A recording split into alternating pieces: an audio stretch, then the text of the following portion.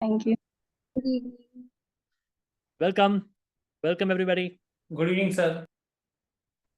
Good evening. Good evening, sir. Good evening, sir. Happy Good evening. Happy Sunday to all of you. Yeah, good evening, everyone. Good evening, Mehernosh, sir. Excited to be part of NLP Master Practice now. Good to have you all here. Hi, Pawan. Good evening. Good evening.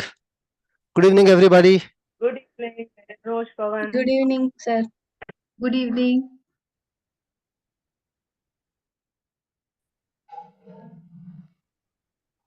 Oh, nice to see you all. Let's have the cameras on as far as possible. I loved your pizza treat. Ah, okay. Let's have a pizza party today. Well, that's just the base. That is only the pizza base. You are the one who will add the toppings. Visualize. Visualize. No visualize. Real toppings will be put on it. Don't worry.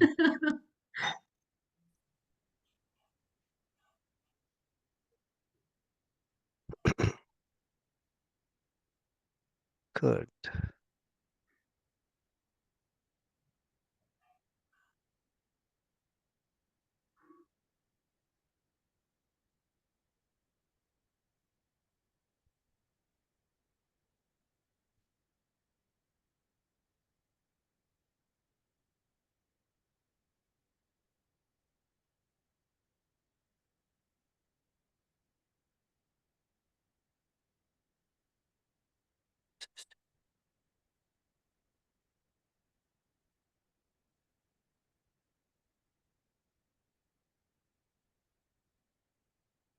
Okay, so ready to start? Yeah. Couple of last minute admissions, just sending them the Zoom details. Okay. Okay. Good. Okay. Good.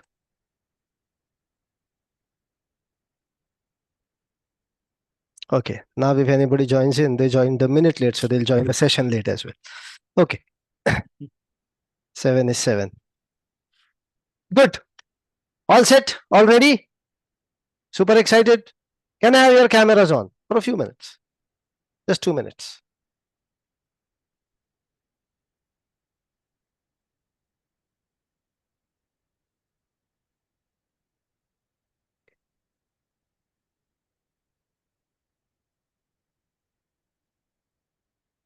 Malika, Managa, Jess, Nikita, Toles.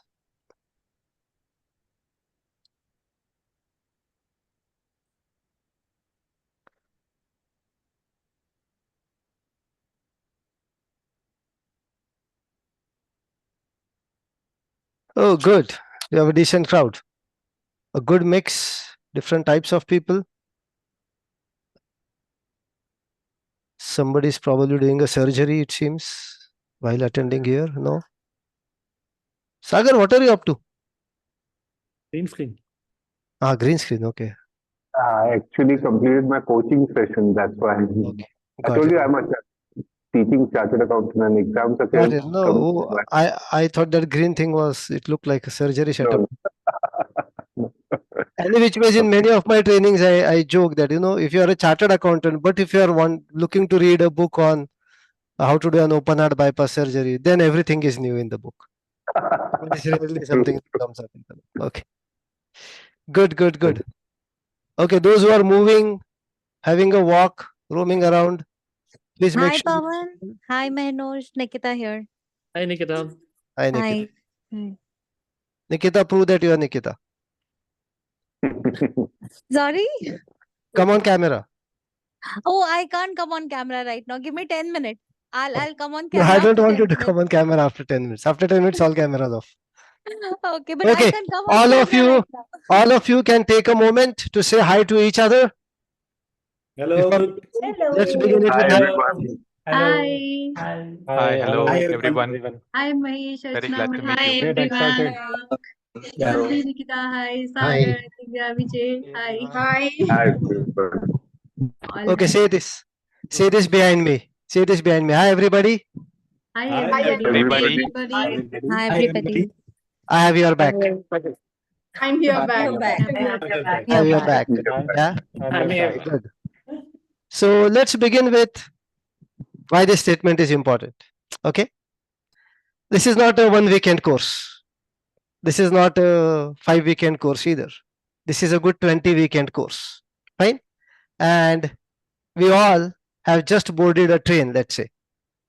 Right? We all have booked a coach to go from one place to the other.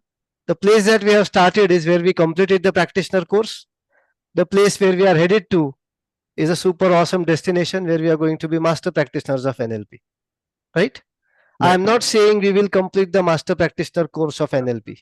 I am not saying we will be certified NLP master practitioners. What am I saying? I am saying we will be master practitioners of NLP. Okay. So by education, I am a master's in computer science. But do you know what is the difference between being a master of computer science and having the degree of masters of computer science? What's the difference? Practice. Having a degree is having a degree. You can do the studies, give an exam, have a degree. Hang it on your wall, that's it. But to be a master of computer science, you should have actually done enough on the computer. Right? Same thing, to be an NLP master practitioner, you should have done enough practice. And what is practice? Conscious Implementation, conscious efforts put to implement, taking time out, doing some sacrifices on your other priorities, etc., etc. Okay, that is not practice. That is not practice. Unnecessarily a heavy word is put on the word practice. The word is unnecessarily burdened. What is practice? When the chartered accountant says, I am a practicing chartered accountant, does he take dummy accounts every day and do practice every day? No. No, all it means is I do accountancy. Okay. When a surgeon says I am a practicing surgeon, does he take a dummy body every day, a practice body every day, cut it, sew it, cut it, sew it? No, right? All it means is I do surgery. Correct? When a lawyer says I am a practicing lawyer, it doesn't mean the lawyer is actually going to the court, taking some old cases and practicing argumenting on it. It only means I practice law, means I do fight cases in the court. That's it. Similarly, practitioner is not somebody who unnecessarily gives heavy burden to the word practice, but uses NLP in their day-to-day life. Is an NLP practitioner. The one who has learned advanced techniques and uses that in the day-to-day life is a master practitioner. Does that make sense? Yes. Yes. Yes. Super. So now, a couple of instructions and a couple of important mindset things that we have to have before we move forward. We all have boarded a train. The destination is to be super awesome master practitioners of NLP. Okay. And this being a train journey, there will be halts. Correct? It's a long journey. So long train journey will have its own halts. There will be different stations. When there will be different stations, there will be different reasons to get out on the station. Okay. To have something, to have some food, to get some cold drink, to have a coffee, whatever reason. If you get out of the train, there is a risk of what? Of not boarding the train again. Right? Train shoot jayegi. So, because there is that risk, what do you need? You need some Shah Rukh Khan in this group who will hold his hand out to pull you inside. Okay? In case your train is missing, there should be somebody out there in the group where you put your hand out, that person will hold your hand, pull you inside the train. Fine? Yes. So while you need somebody who will have the enough reasons, spirit, energy to pull you inside, you also have enough reason, spirit to pull somebody else inside if somebody else is dropping out of the train. So the first thing that we all want to start with is promising that we all have each other's back, to make sure that in this journey, it's a good, decent, long journey, but it's a very interesting journey. It's a journey through beautiful nature. Okay? It is a journey through wonderful tunnels. What is only thing that is important here is you all have to make sure that you all are in the coach. Okay? For some reason, even if it happens that somebody gets out, everybody else has to pull that person in. Why can me and Mehernosh not do that job? आप लोग तो उसके driver है ना? We will also do it, but we are the drivers, right? We don't know what you guys Yeah. are doing in the coach, right? Okay. So of course we are there. We are here to help you. In fact, we will have a couple more people who have already done the trainers course with us. They will also be here to help you. However, they will be only here for the logistical support and to make sure that you have the right answers and all. Course, of course, will be conducted by me and Mehernosh only. So you will have enough support. What is important is you should be equally excited. You should want to board the train and you should be willing to help other people stay on the train. Okay, good. Right. Second Yes. thing, this is a master practitioner's course. This is while it is our job to keep it fun, interesting, it is also your job to understand that it's a master practitioner's course. It will be a nice ride, but it will not be an easy ride. There will be times when the ride will be a little bit difficult. It will be tipsy-turvy at times. There will be times when you will require to put in extra efforts. There will be a few weeks where you will have no homework at all. Happy weeks. There will be a few weeks where there could be more homework. And every week, one thing will be there for sure in your life. What is that thing? Practice. Implementation. That is something that you will have to Learning. do. It won't be there. You'll have to make it happen. What is it that will be there without you doing anything? This class. Confirmation. Excuses. Excuses. Excuses for not attending today. Excuses for not doing the homework. Excuses for not doing the practice or whatever. Okay. And you will have to be strong enough. You just have to be a little bit more stronger than your excuses. That's it. Fine. And how to be stronger than your excuses? You have enough knowledge already from the practitioner course. Plus, you will be building enough knowledge as we go through the course. So you will have enough reasons to be, enough methods to be stronger than your excuses. All you have to do is be aware that excuses are merely excuses and you are stronger than your excuses. Plus, the entire lot is there, right? You have a big army who has your back now. So you have enough support within the group as well. So these few things I want you to remember. We are here to support you through this journey. I will keep telling you that this is a long journey, but the good news is it cannot be longer than from today. It will only keep getting shorter now from here on. True. Okay, it will only keep getting shorter. Second thing that is very important that I want you all to get right, and we will of course make sure that you get it right and you don't do this, but yet I want to warn you a little bit. What happens if you miss one session?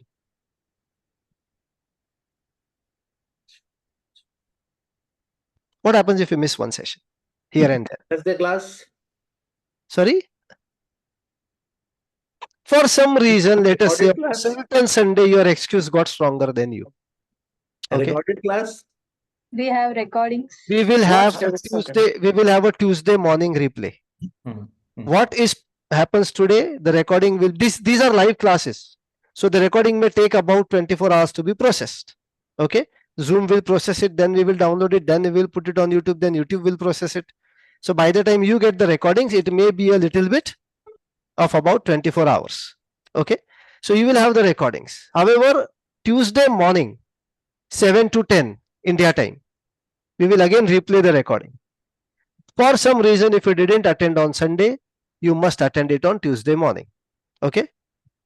Tuesday morning can have its own excuses again, but if you allowed one excuse to be stronger on Sunday, then you can make the other excuse weaker on Tuesday. Okay. The reason I want you to attend this live is primarily because a lot of interaction and practice happens within the session. In the recorded session, when you see the recording, you will only be able to listen to me or Mehernosh. You will not have a breakout room in the recording. But Sunday and Tuesday, you will have the breakout rooms. Sunday and Tuesday, you will have a lot more practice sessions, interactions within the class. So you must attend the Tuesday session in case you miss on Sunday. And should you wish to, if you have that kind of time and energy, you can attend both Sunday and Tuesday. We don't mind. It's not that you can attend only one, you can attend both. God forbid if something happens because of which neither Sunday nor Tuesday you could attend. Then you have to make sure that you have watched the recording right immediately on Tuesday itself or on Wednesday. Earlier the better. Don't set a target in your mind that I must watch the previous recording before I attend the next class. then you will only recall watching the recording at 5 o'clock on Sunday. You have to watch the recording as soon as you have missed the class, not before the next class. Otherwise, what happens? The monster starts taking birth. And the name of that monster is backlogs. Okay? This backlog is like Rakta Bij, if you know what Rakta Bij is. A monster that only knows how to keep growing in numbers. True. Okay? The nature of backlog is what? It only knows how to grow. It doesn't know how to go. Fine? The moment it starts piling up, it only piles up and up and up. The only way to not have a backlog is to not have a backlog. Or to nip it in the bud, as they say. Okay? One lecture you have missed, you have to make sure whatever happens, the world can stop. You have to make sure that you have completed the lecture. Only then it will be easy for you to become a master practitioner. You may still become a certified master practitioner. That's a matter of completing an assignment. End of the course. But to become a real master practitioner, I am sure none of you joined this course only to get the certificate. Anybody here joined this only for the sake of the certificate? No. You want to use this in your life also, right? Right. Hence, do not let backlogs to build. We are here to help you in that. However, you also have to help us in helping you. How do you help us in helping you? In case you have a backlog, you have to tell us.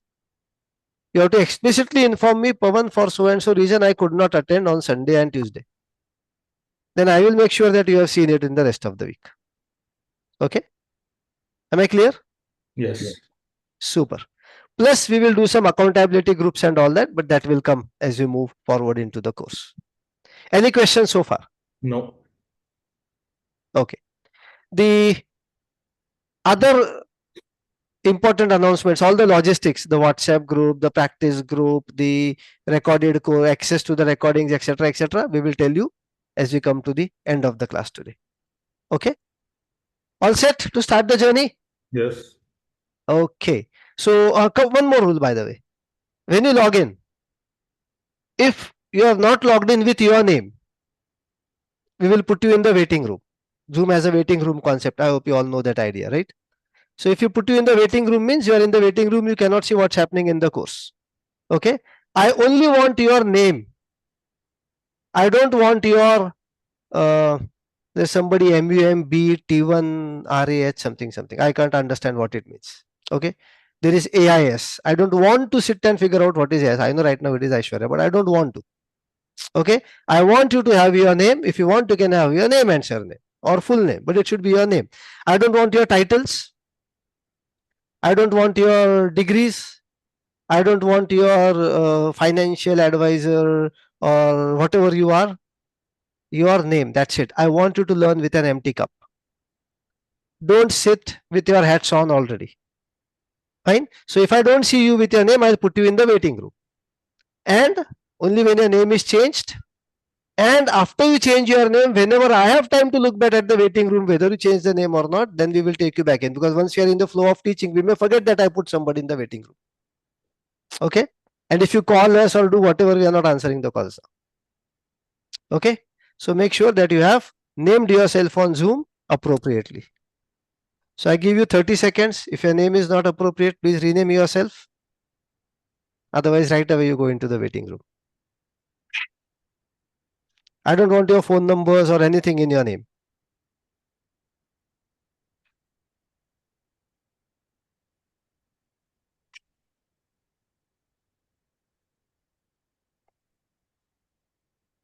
Good, Rahul.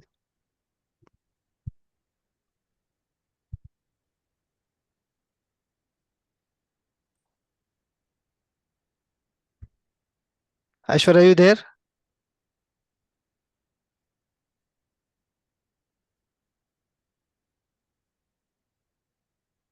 Aishwarya, are you there? Yes. Please rename yourself.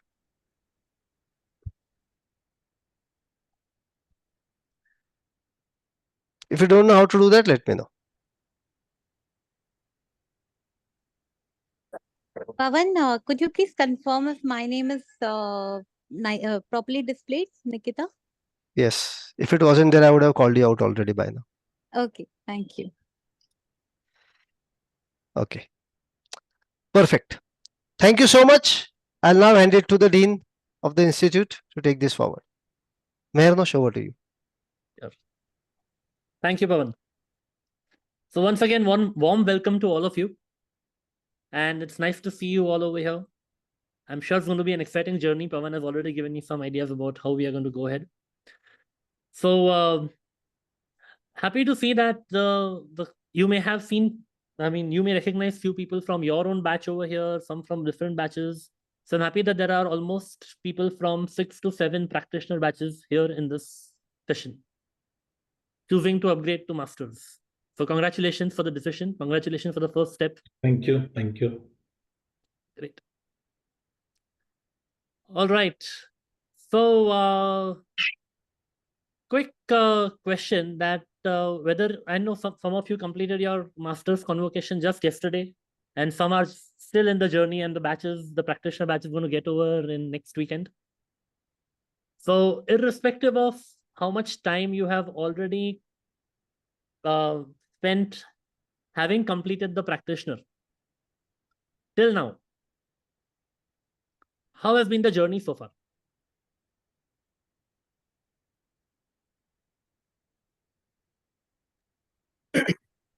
Yes, Mehernosh sir. So, yes, after we entered into the NLP, so we came to know a lot of things actually from the awareness perspective, tone, voice, body language, and where the situation needs to be, we need to apply chunking up, chunking down, chunking side, and some of the anchoring based on the situation, based on the life situation, whether irrespective whether it's a parent, family member, friends. So we are having great learning comparatively before joining of NLP. Till now, Great. that's what I can say from my end. Yeah. Nice. Thank you. Thank you. Good to know that. Yeah, crazy, good, but still more to do. Enlightening, ups and downs, need learning different things, need more practice, of course. Very exciting journey, brought lots of changes in my own life. Great, need more practice. Yeah, Vijay. मैं अगर बात करूं अपनी, तो मेरा तो focus इस time केवल रेपो पे है. Rapo, okay, all right. Okay, 1 minute before we continue. We have a participant here from UK, Scotland, Toles. Okay, so I think firstly, welcome Toles, and she had attended my session in the Global NLP Summit. Now, why I'm calling out to her is that we may tend to slip into our Hindi mode of talking. So thoda dhyan rakhna hoga. We'll need to be a bit mindful that we have a participant who may not understand that fluent Hindi. Right. So yes, please go ahead. Unless somebody is willing to take the responsibility of teaching Hindi to her when in time.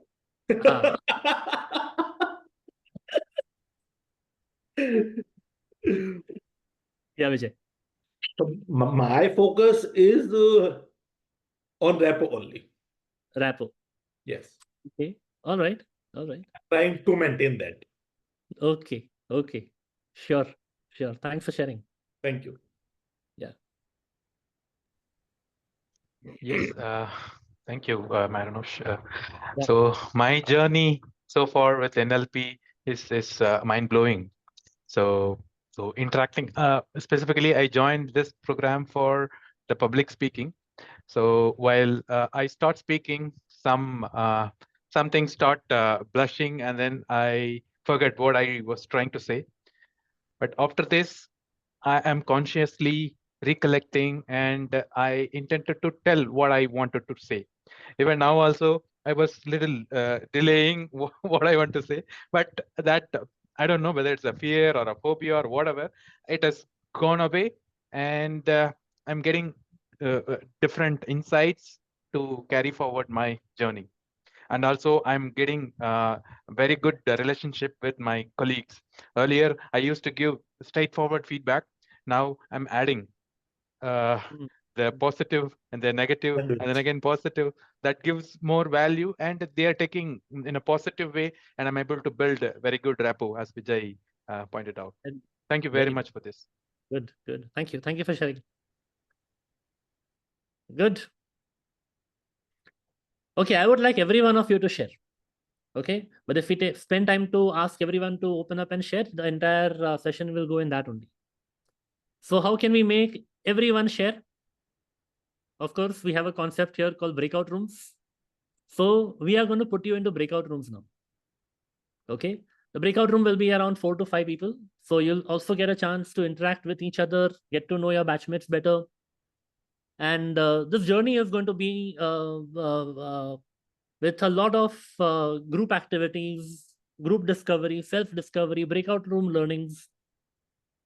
So start getting familiarized to that way of working.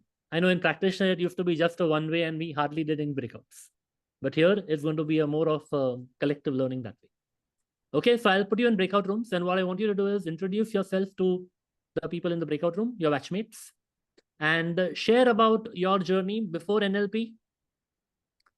And now, as in having completed your practitioner, what is coming to your awareness? What changes have you observed in yourself? And of course, lots more will come up. Okay, but we'll keep it short as well. Okay, now when I say share your journey, don't get into autobiography mode. Okay, people are not there to make your biopic. So, so just around 2-3 minutes per person, and that should be it. All right, so let's do that.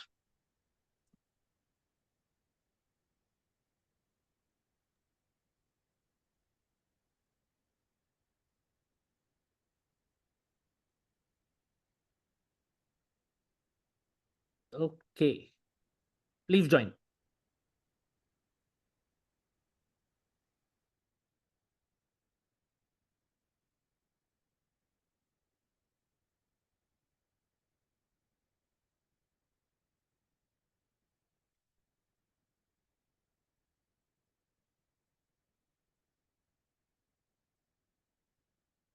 Please join the breakout rooms.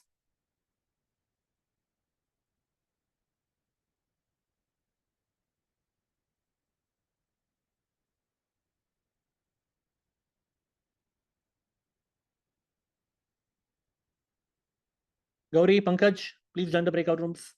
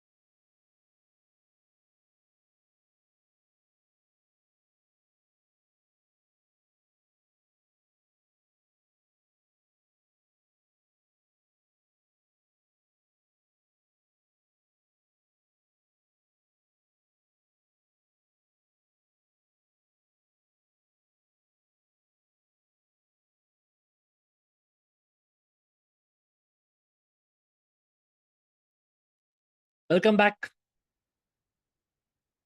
So how was it knowing your batchmates? Discovering the journey? Yes, felt very happy. Even try to know each of us, 5 members or 6 members. And that way, actually, we are increasing our confidence levels also by using Rapo and discussion, everything. Yeah, thanks for the opportunity, Mehernosh sir. Good. Welcome. Okay, So fantastic. now we are ready to actually become Shah Rukh Khan. Yeah. Yes. Good. Now you know that you're on this train journey together, and you know that you have to pull each other up, right? Yes. You're all in the same ride, same journey. Lovely. Okay, good. So now we are all on chair car train. All are on the chairs. Chairs. Upper berth, middle berth, lower berth. Nice. Okay, so let's continue from where we stopped last time. Let's continue from where we ended where we ended with the practitioner course. With a quick recap of what we covered in the practitioner. Okay, before we take the car forward, a bit of reverse gear and focusing on what we have covered so far, what we already know. Okay, or at least what I expect you to know already. All right. So first and foremost, we started with the 3 pillars of NLP. Type in the chat box quickly. What are the 3 pillars? Or just shout out. What are the 3 pillars? Sensory control, sensory awareness, and outcome orientation, behavior flexibility. Very good. Sensory awareness, outcome orientation, behavioral flexibility. Yes. Then we saw the communication model of the mind, which shows that how I personally call this model of the mind as the meaning-making model of the mind, not just the communication model of the mind, because it shows how we end up doing meaning-making. Realizing that that external event which happens, it gets filtered through our filters of deletion, distortion, and generalization, gets stored in our head as an internal representation, either through visual, auditory, or the VACOG and the AD. And that controls our emotion, that controls our behavior as well. So when we are responding to something, we are not responding to that external event. We are responding to that perception or the meaning making that we have made of that external event. Then we understood some key foundations of NLP. One is the behavioral frames. In that, some of the things that we learned were being in the cause mode versus the effect mode, being outcome oriented rather than problem oriented, realizing that there is only feedback, no failure. We understood the 18 presuppositions of NLP. In fact, this is something which I would urge that each of us keep it at the back of our mind from time to time. Why I say this, the presuppositions of NLP are so important. Because while NLP may appear to be a set of tools, techniques, and processes, deeper than that, what is more beneath that is the mindset. For example, if you want to even operate and apply the process of chunking or meta model or Rapo, whatever, it cannot be applied in isolation without imbibing the NLP presuppositions that people are not their behavior, right? Everyone has a different model of the world. Every behavior has a positive intention. Meaning of the communication is in the response that you get, and so many more. So the presuppositions of NLP are fundamental base mindset behind the skill set and the toolkit that we are using in NLP. So I would urge you to just refresh it from the notes as and when possible. It's very good reference to go back to. Even when you are kind of stuck in any situation, okay, what to do, I don't know, just pick up any presupposition, you'll get some insight or the other. It's that powerful.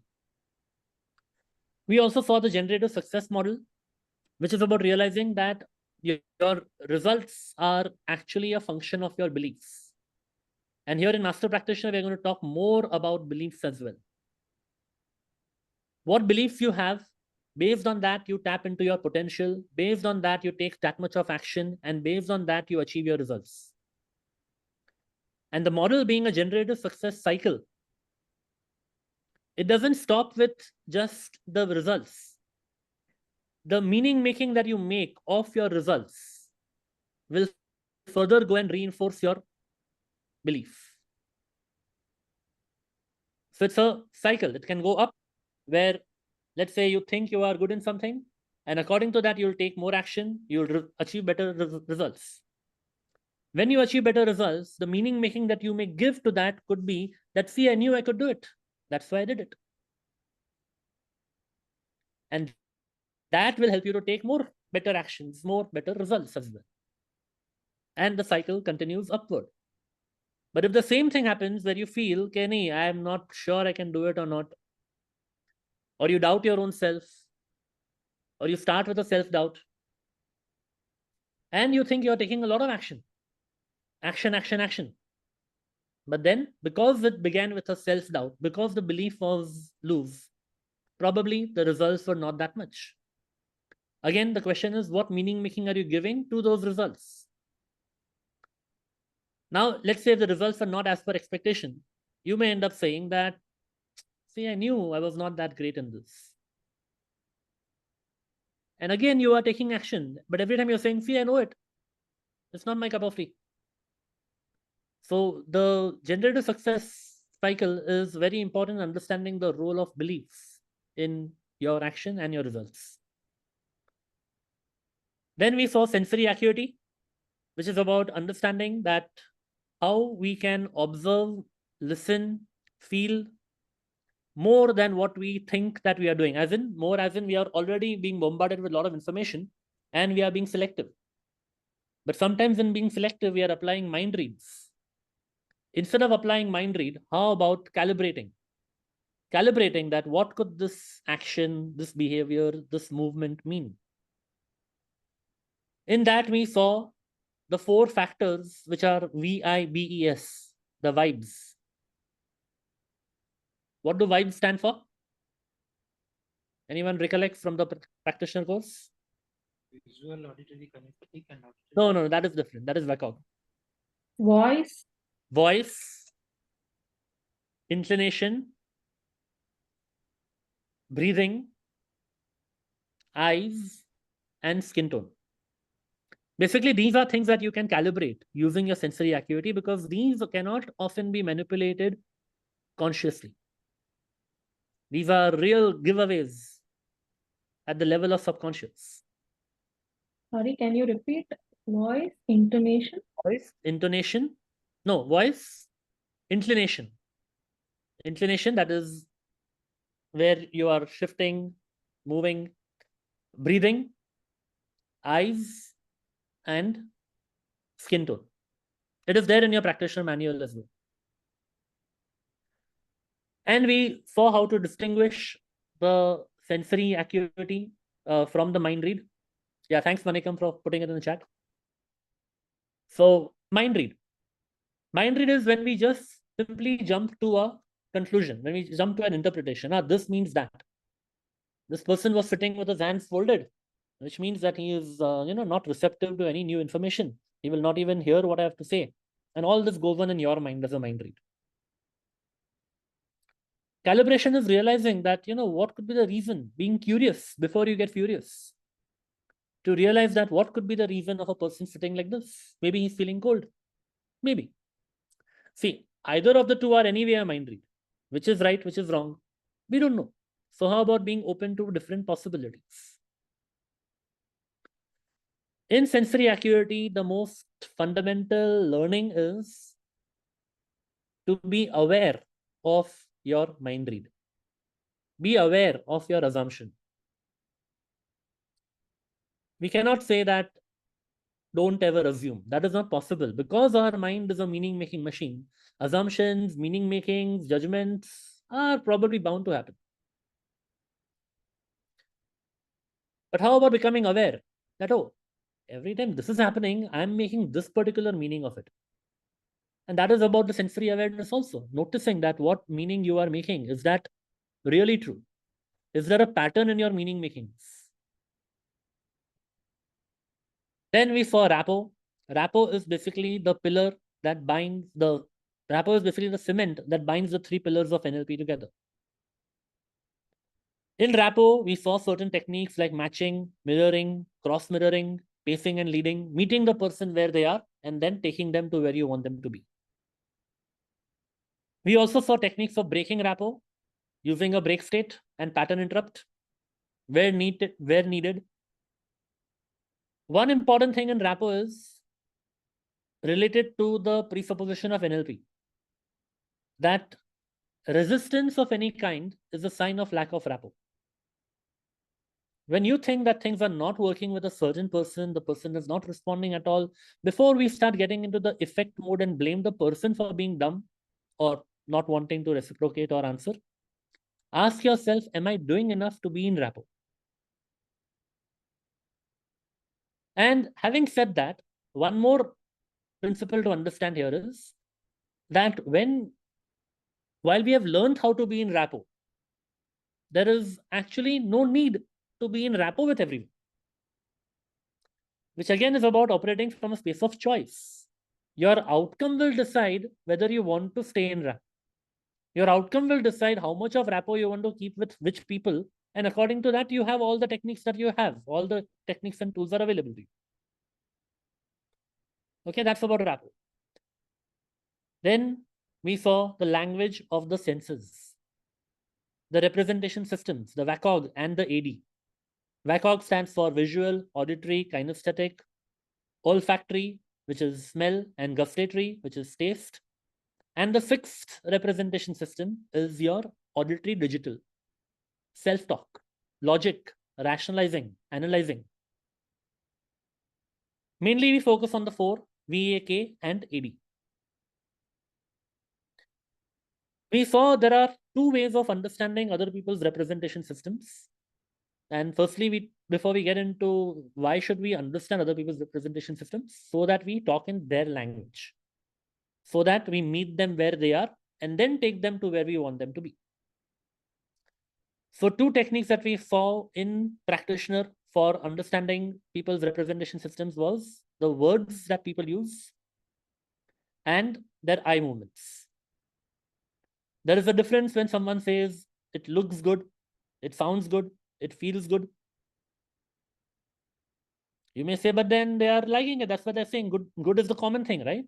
But no, one person is processing it visually, another is processing it auditorily, and third is processing it kinesthetically. So listening to the predicates makes you understand how people are thinking, not what they are thinking, but how they are thinking. Being observant and using your sensory acuity to notice their eye cues, their eye accessing cues, whether they're moving up, down, sideways, also gives you an insight as to how to understand that better. Now, talking about eye accessing cues, at practitioner level, we had a very basic understanding of eye movements. We realized that how we can observe other people's eye movements and figure out their representation systems. In master practitioner level, we are actually going to see how we can take eye movements to the next level. Not only our other people, yes, other people's eye movements also. You can somewhere try to navigate other people's eye movements to suit your convenience.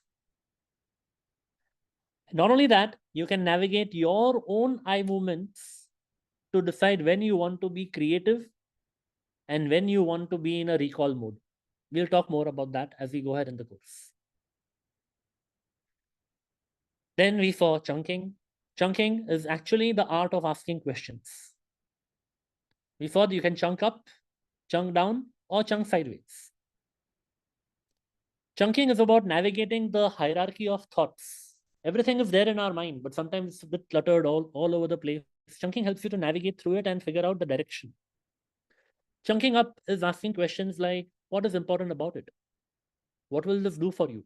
What will this give you? Chunking up is about getting the answers to the question, why? Without asking why. Right? One of the things we understood in behavioral frames was that we don't ask why when it comes to questioning behavior. But still, you can get answers to why by asking what is important about it and all that. Chunking down is getting more into details. So chunking up will get you more into abstraction, more into general answers, or more into higher reasons and purposes. Chunking down will get you into more clarity of detailing. specificities. And chunking sideways are other parallel options. What else is possible?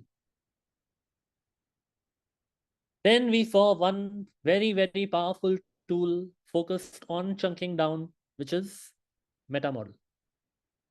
Meta model is about identifying in language what is being deleted, what is being distorted, what is being generalized. In that, we have seen almost 13 different language patterns that help you to figure out how people are distorting, deleting, and generalizing. Not only other people, even your own. Even in your own self-talk, how are you deleting, distorting, generalizing? You can apply the meta model violations and figure that out, and you know what questions to ask. You learn that. Meta model questions, in fact, help you to get deeper into the process of thinking. For example, when someone says that, nobody loves me, how did the person even come up with that thought? What is there in the process? You may ask that nobody? Who nobody? Or is there anybody who loves you? The answer may seem to seek data, but actually the outcome is not about seeking data. The outcome is seeking the process, creating the awareness that, oh, am I making such kind of meaning making? One more element in the meta model which we spoke about in the course was linguistic presuppositions. Although we did not use these words, linguistic presuppositions. Linguistic presuppositions are basically the words that are used. And to give you examples to recall you, what we did about this was difference between but and. But cancels what was prior to but, right? Or if and when, difference between that.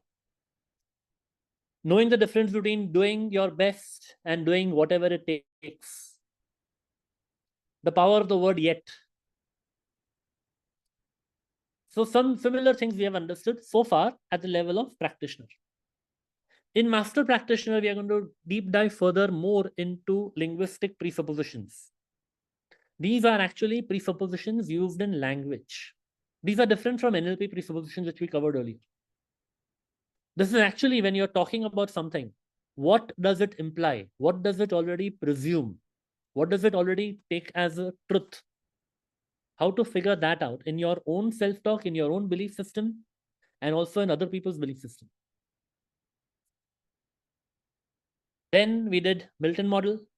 Milton model is actually mainly using chunked up language and with the intention to influence or empower or motivate someone to take action or to believe in something, whatever you want to convey. Milton model is often called as the language of influence because it bypasses the conscious filters and talks directly to the subconscious. We saw 4 ways of Milton model. One of them was deliberately using meta model violations. That is deliberately using chunked up language, deliberately creating deletion, distortion, generalization in your language. Second one was using sensory language. Language of all the senses, using all the VACOG and the AD in your language. We saw linkage language, which is long-winded sentences with pauses in between, but with your voice tonality, how to flow, how to be in the flow of that. And we saw 16 different specific language patterns, which were like suggestive language patterns that can directly bypass the conscious filters. Another language pattern that we saw was reframing. Reframing is about changing the perspective. If you recall, I had shared my personal favorite wow technique. You say wow, and then you have to think, okay, what is positive about it? There are 2 types of reframe, content reframe and context reframe. Doesn't matter, it's just a technical difference, an academic difference. But what matters is understanding that, figuring out in your mind what could be positive about this. Then we saw the power of metaphors, which were like transformational stories, where people connect in their subconscious to various stories and related to their life. Okay, if this situation was in my life, what I would do. Then we saw the power of goal setting, or rather, we call it goal getting, the well-formed outcomes. Anchoring, to manage your own emotional states, to create your state on demand, have your circle of excellence, and also identify which are the negative anchors which are automatically, subconsciously created and how to drop that. That process was called as collapsing anchors. Then we saw submodalities, which is again about the detailed nitty-gritties of the visual, auditory, kinesthetic, what is where. We saw how to map across submodalities, which in normal layman terms or in Hindi terms, we often call it as idhar ka mal udhar. Putting things from here to there, to loosely translated. Because you can actually map across submodalities and change what you like to change what you dislike. Or change the feelings towards a person, towards a food, towards a situation. Advanced tools of submodalities that we did in the practitioner or other applications of submodalities were in the form of swish, where the desired image was made brighter, bigger in front of you. We also use submodalities in the practitioner level in another process called VK dissociation. VK dissociation was used for phobia cure. Remember you watching yourself on a small screen and then you taking the remote and going behind and then shifting the submodalities of that. But they were actually basically applications of submodalities only.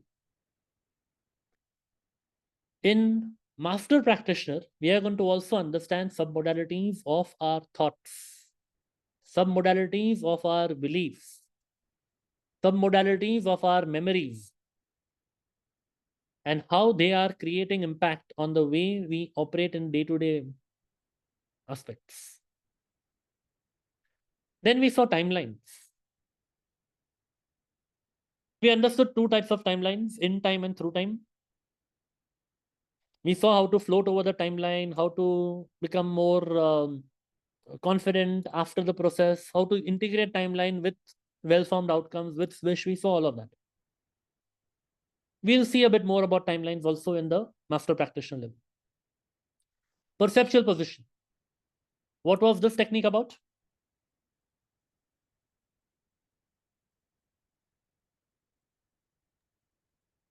First, thinking from our perspective, feeling the emotions, thinking from the other person's opponent's feelings, evaluating them and feeling them, then thinking from a fly on the wall perspective. Right, perfect.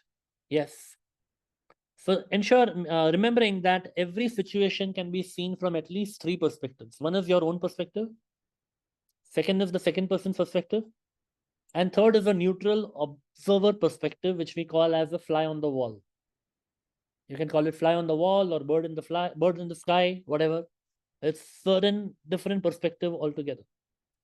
Then we spoke about the feedback sandwich as well.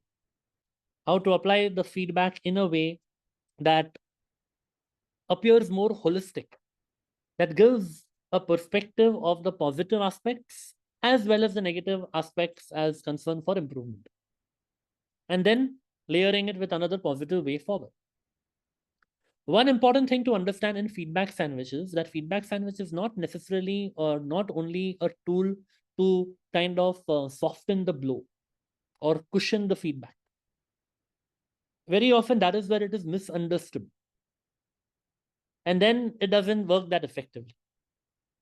The purpose of feedback sandwich is not about just, making the feedback light, making the negativity light. The purpose is actually to give a perspective that you are observing, noticing, listening to also the positives which are happening and highlighting that as well. That is why when you're giving the feedback of the positives also, it should be very crystal clear and nuanced, specific. Not generic, oh, you are a nice person, but you know what, here you have done this. Doesn't work. You are a nice person means what? You can say that in this particular moment, what you did was well appreciated. This is what was good. And firstly, avoid using but. Over there, you say and this is where we need to work on. In fact, in practitioner, we learned how to give a feedback in the form of a sandwich. In master practitioner, we will learn how to receive a feedback even if it is not given in the form of a sandwich. Because see, you may learn that giving feedback the right way is in the sandwich format. But the person who's criticizing you may not do that in the right way, right? And often we end up feeling hurt by other people's criticisms. So in Masters, we learn how to deal with that as well. Then we did negotiation with others, negotiation with self, which was also the process of parts integration. Then we did logical levels. The 6 logical levels, the bottommost was environment, then behavior, then capabilities, then values and beliefs, then identity and purpose. We did the actual process of logical levels walk. What if you had to walk over the 6 carpets? First carpet being environment. Think about what you need to change in your environment. What you need to change in your behavior as you step on the next one. Then next one, capabilities. Then values and beliefs, identity, purpose. In practitioner level, we became aware about all this. In master practitioner level, we'll see how to apply this and bring about the changes, especially in the values and beliefs. And also to some extent in the identity as well. Then we did the 6-step reframe. What was the objective of 6-step reframe? What was that process all about?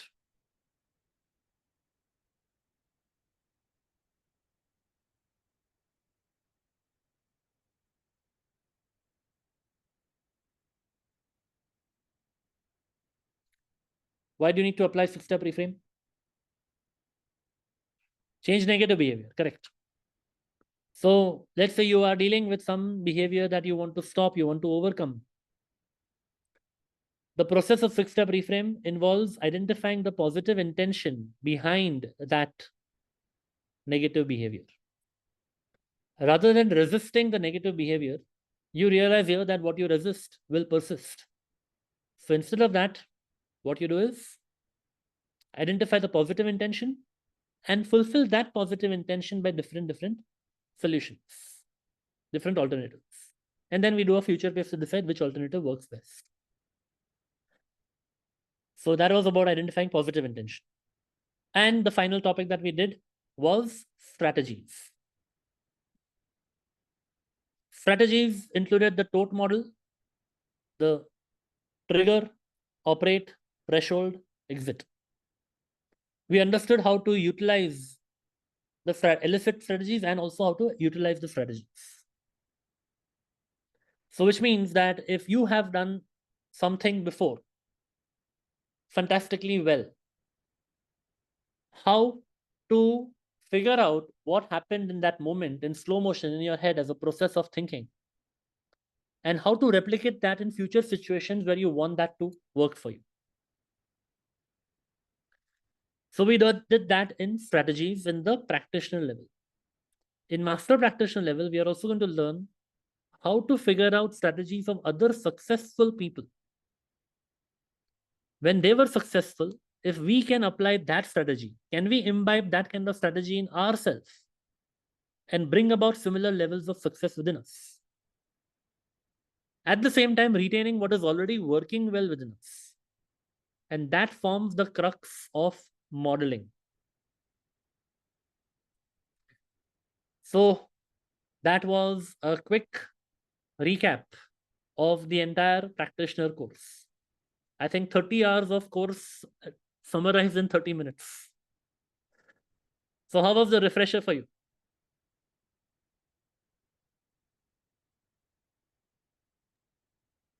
Nice. Got all summary. Yeah. Good. Under anchoring state on demand, I didn't see this term in the NLP course. No, was not there. It was like the use of anchor is to create the state on demand, right? Let's say you are feeling nervous, but you want to feel confident. Right. You have the anchor, so you have the state on demand. It's like coming from the idea of having videos on demand, movies on demand, state on demand. How's that? Okay, sure, we'll share this PDF.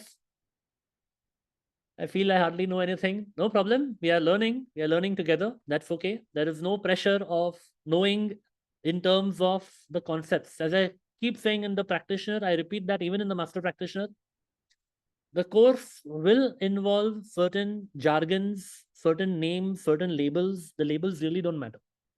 What matters is how you apply it in your life. Okay, we'll learn how to practice all of this. We'll retouch upon some of these topics as we go ahead as well. There'll be times when I will let you know that, okay, this is something we are going to cover. And so please go back and look at that, refresh that. So what we'll be doing is, and Pawan will be announcing the how about it later. I'll tell you the what about it right now. We will be sharing with you the practitioner manual and also the access to the practitioner recordings, so that you are able to refresh, go back and look at any topics that you want whenever you need them. Because at times when I tell you that, okay, this topic is going to come up in the next session at an advanced level, please make sure you revise the earlier one. You can go back and do that. Okay, apart from that, of course, the manual of the master practitioner will also be shared. Some of you are here who had done practitioner with us long time back. The practitioner manual has been upgraded with all the mind maps incorporated within the manual itself. So make sure you have access to the new manual as well. Okay, so going forward now, this is the complete recap of practitioner. One particular topic I want to touch upon, because this topic, which is the communication model of the mind or the meaning-making model of the mind, is fundamental to the entire process of NLP. This was fundamental to practitioner, and this will continue to be fundamental also to master practitioner. Quick recap: external event happens. External event is what? Everything is an external event. Right now, as you're sitting, you're listening to me, but there are other sounds, other voices, other touch, feeling, sensations that you're getting right now. But we choose to ignore them. So while information is flowing to us at 2 million bytes per second, we are consciously processing only 7 bits per second, 7 plus or minus 2, which means in the range of 5 to 9 elements. So we are being selective in what goes in our mind. That selectivity is going through the process of filters of deletion, distortion, generalization. Deletion is basically selectively ignoring things which don't matter. Like right now, if you're listening to me, the voice of the AC or the fan in your room doesn't matter. You're focused. Distorting is basically the process of associating one thing to another. For example, if you know that, if I say that it is the season of mangoes, which mango, which flavor of mango? Okay, mango is a mango. Or you say I love fruits. I'm associating one thing with another. Or basically, if I feel that, okay, you know, when I go to a particular, whenever I see my sun, I feel happy. Sun is equal to happiness. That is what it is. Distortion appears to be a negatively connoted jargon, but it's not just negative. It could be positive also. It is basically the power of associating one thing with another. We generalize. Generalize is one thing of the same like everything. Like if it happened in a certain way earlier, it will continue to happen in a different way every time. Okay, I'm not getting into details of examples over here. You can watch the recordings of practitioner or look at your notes. But we selectively filter information and we choose what goes in our head. What goes in our head is staying in the form of the 6 memory banks, which are also called as internal representations, the VACOG or internal dialogue. That has an impact on our emotional state, that has an impact on our physiology, and that impacts our behavior. Important thing to notice over here is the 2-sided arrows in internal representation, emotional state, physiology, and behavior. So, as we say, your physiology affects your psychology, and your psychology affects your physiology. Your mind and body are interconnected. Okay, just become aware of this. We'll talk more about that as we go ahead. Now, few important things from this communication model of the map, which we will take at an advanced level further, is to understand these things which are highlighted in red. There is internal representations, values, beliefs, and language. There is one more element in filters which plays an important role, which is meta programs. We have not covered this in the practitioner, but in the master practitioner, we'll talk about this a lot. Meta programs are basically how we choose to process information. They are okay, they are under the category of filters, but when I say filters of the mind, they are basically switches. The simplest example of meta program is, let's say that after a hectic day, and your spouse asks you, how was the day today? Okay. And you reply, oh, it was a wonderful day. It was a bit tiring, but overall very productive. And your spouse, okay, but tell me how was the day? If I just told you how was the day. Spouse says, what did you do in the day? Says, I had a lot of meetings. I completed all my to-do.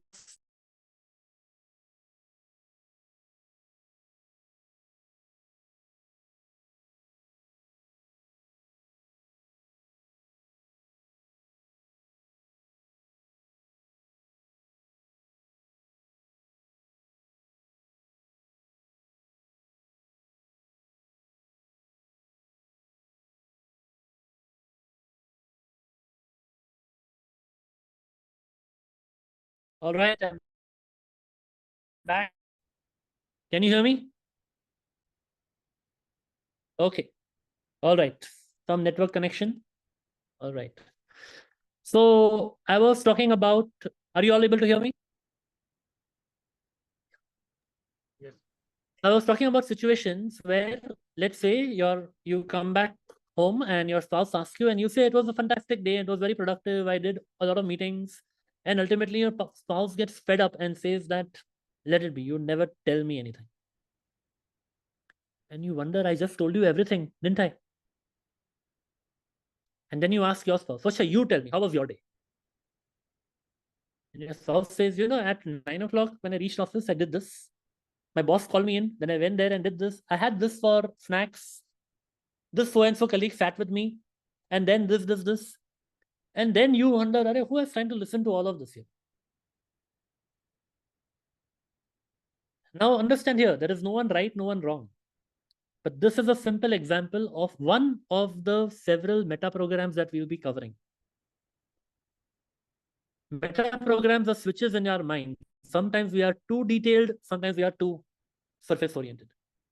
And this is only one of the meta programs. There are meta programs of time, there are meta programs of the way we look at different information, a lot of things.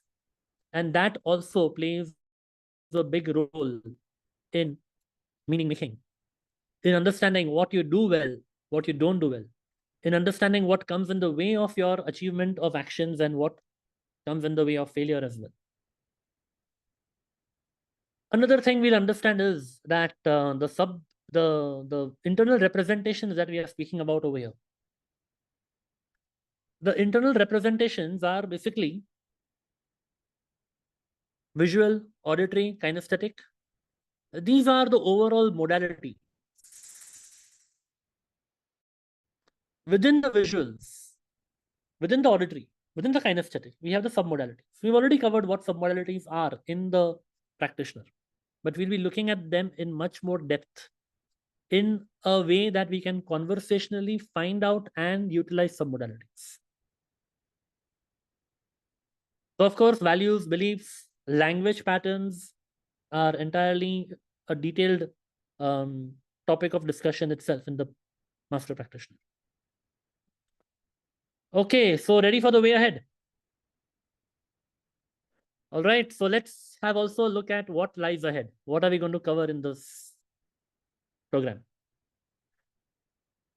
We will be covering advanced language patterns, language that helps us to figure out what is going on in our own self-talk, in other people's self-talk. You may say, we already did that in practitioner, didn't we? But this is at a much, much advanced level. It is like we are going to understand a topic which is called as, often known as reframing on steroids. It is called as sleight of mouth. It is conversationally how to do a quick reframe and create a shift in the other person in terms of their belief, in terms of their objections, whether it's in coaching, therapy, or even in sales, marketing, in professional, in personal, in parenting, wherever. So we'll see that.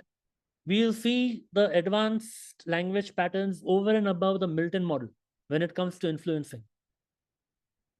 How to embed your language with presuppositions and implications about what lies ahead, what you want the other person to take away as an outcome. Then we will see the advanced submodalities, which is conversational submodalities. Without asking the other person that, okay, where is the thing that you like, how far it is, what is the color, what is the size, shape, you will realize that people are anyway giving away through language their submodalities.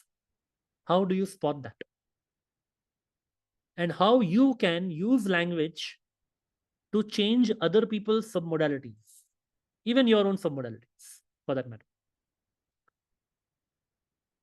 One thing you'll understand about language is that when you understand the language of the mind, you start minding your own language.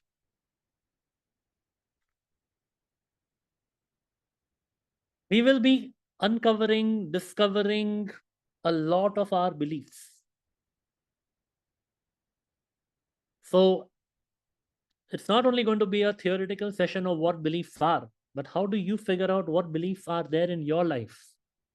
What are helping you? What are not helping you? When it comes to beliefs, they are not right or wrong, true or false. They are either limiting or they are empowering. How to even realize what is limiting, what is empowering? How they were formed? Can they be changed? Yes, answer is yes, they can be changed, and we'll see how to change them if needed. Values. Values in NLP are what you consider to be as a priority, what you give value to. That is a value. So value could be happiness, it could be peace, it could be family, it could be freedom, it could be growth, it could be learning. These are all examples of values. Why do we need to understand values? Because these are the subconscious power, most powerful purposes behind your positive intentions. See, in Practitioner, we have learned that every behavior has a positive intention, right? Behind that positive intention, what is driving that positive intention is your value. And sometimes that positive intention takes the shape of a secondary gain. Secondary gain often comes in the way of you achieving your outcomes. The deeper root behind the secondary gain is it is probably supporting some deeper value. Simple example, a person is striving hard to get a promotion, to grow in the job, to grow in the business. But whatever he's doing, there is some self-sabotaging happening. At the last minute, something goes for a toss. He misses the proposal, he misses that interview, he misses that project. And he wonders, I don't know what is happening. I'm putting all my heart and soul into it. I've even created well-formed outcomes. I've done Swish. Still all this is happening. Why?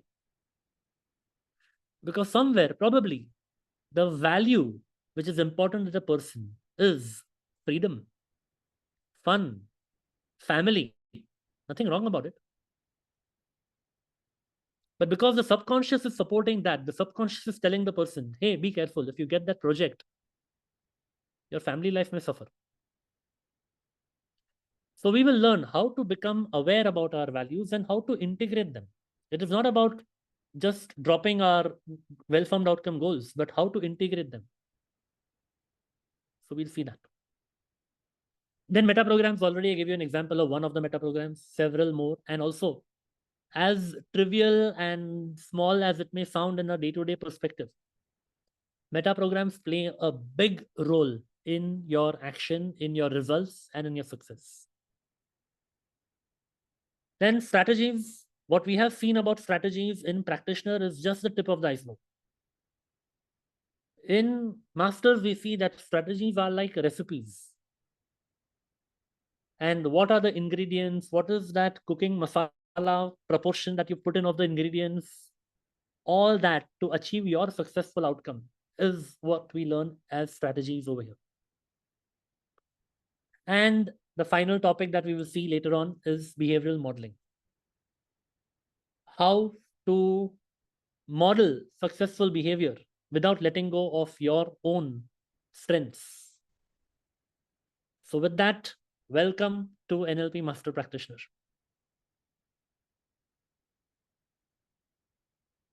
So how are you feeling right now?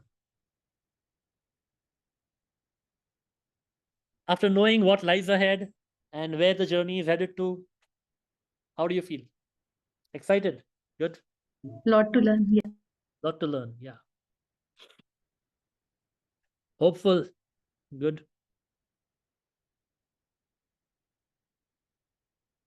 Scary? Excited and anxious? Interesting, exciting? Yes. Curious. Sorry? Curious. Curious, lovely. Curious rather than furious. Yeah, yeah. Okay. Good. So let's begin the journey. Okay, we'll start with a small topic first. And this topic is something which is there in your practitioner manual, but we didn't touch upon it in the practitioner. It was a bonus topic in your practitioner manual. And that is frames.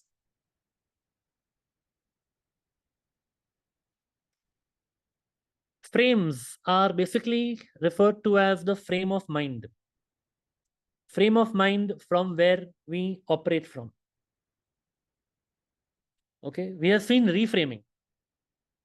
But frames is in any particular moment, what is your frame of mind? There are several frames which we will talk about. Just start becoming aware that at any given point of time, you are in one frame or the other. Like right now, as I'm telling you this, what is the frame in your head? What are you thinking? Right now, in the moment, in the present moment, as I'm telling you, and I'm creating this curiosity.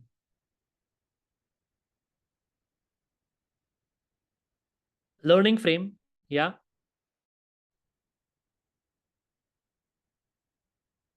Empty, okay, that is a good frame to be. Where to apply, yeah. Learning student frame, yes. Frame of reference. The map journey is going to be that easy. Visualizing my applications, curiosity, seeking frame, how to take it forward, open frame, curiosity, observation, something new is coming, curiosity. Yes, the curiosity or that seeking frame is what is one of the frames that we will talk about, which is called as the discovery frame. Discovery frame is like, you know that we are going to reach somewhere. You know that you're going to find out something. It's going to come out as a seeking kind of thing. You are curious to know that what lies ahead. Like right now, a mind map is opening up over here. One branch is saying discovery. You're wondering how many more branches are going to be there. That is a simple example of discovery frame. It's about let's figure out where this will lead to. You probably have some direction. You know that you are in the Master Practitioner course and somewhere you are learning something new with respect to that. That is being in the discovery mode. Okay? And think about it. Whenever you're learning something new, you're probably in discovery mode. Whenever you are curious, you are often in discovery mode. Later on, I'm going to ask you a question as part of your assignment for this week. That with each frame coming up, think about in your day-to-day life, when do you get into this particular frame?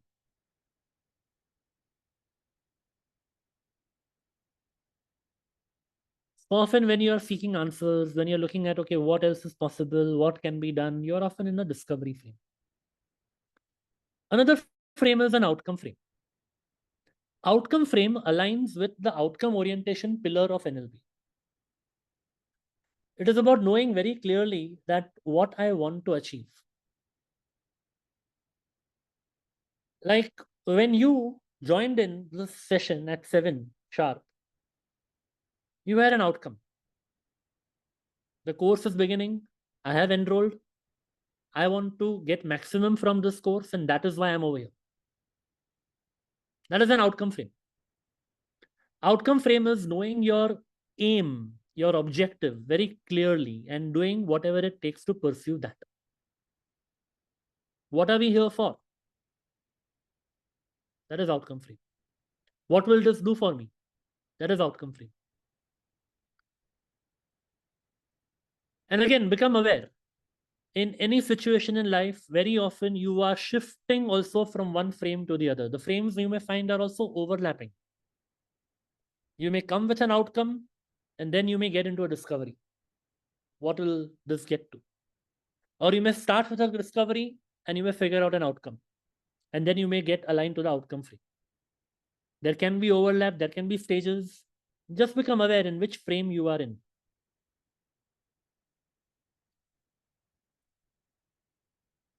The next frame is ecology frame.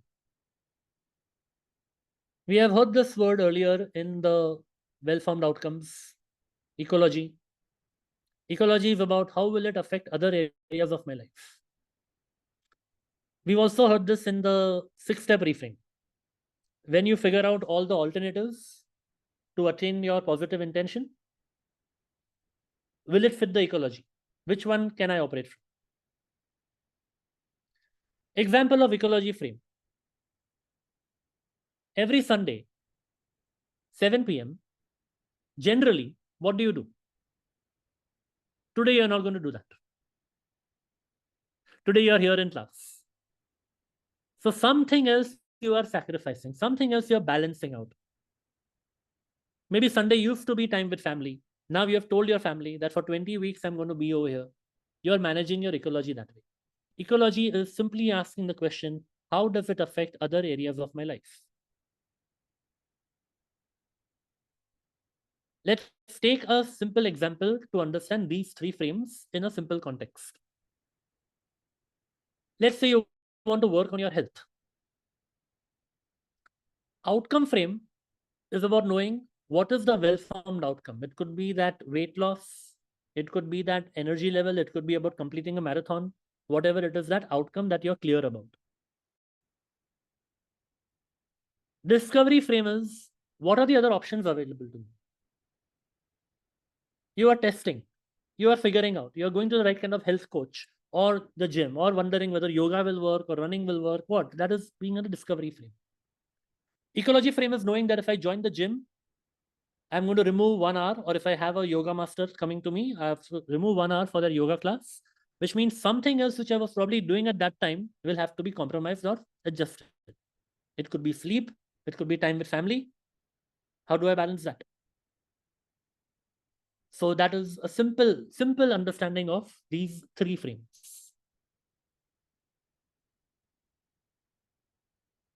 Next is the as if frame. As if frame is realizing that whatever outcome I have, what would it be like once I have attained that outcome?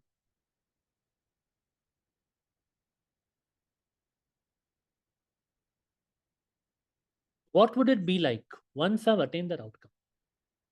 We have done this as if frame also as part of our well-formed outcomes when we did evidence criteria.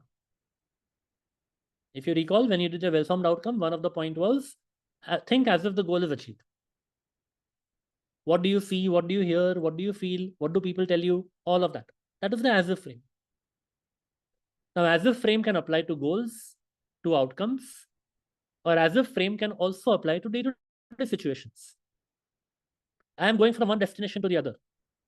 I can take an Uber or I can take a train.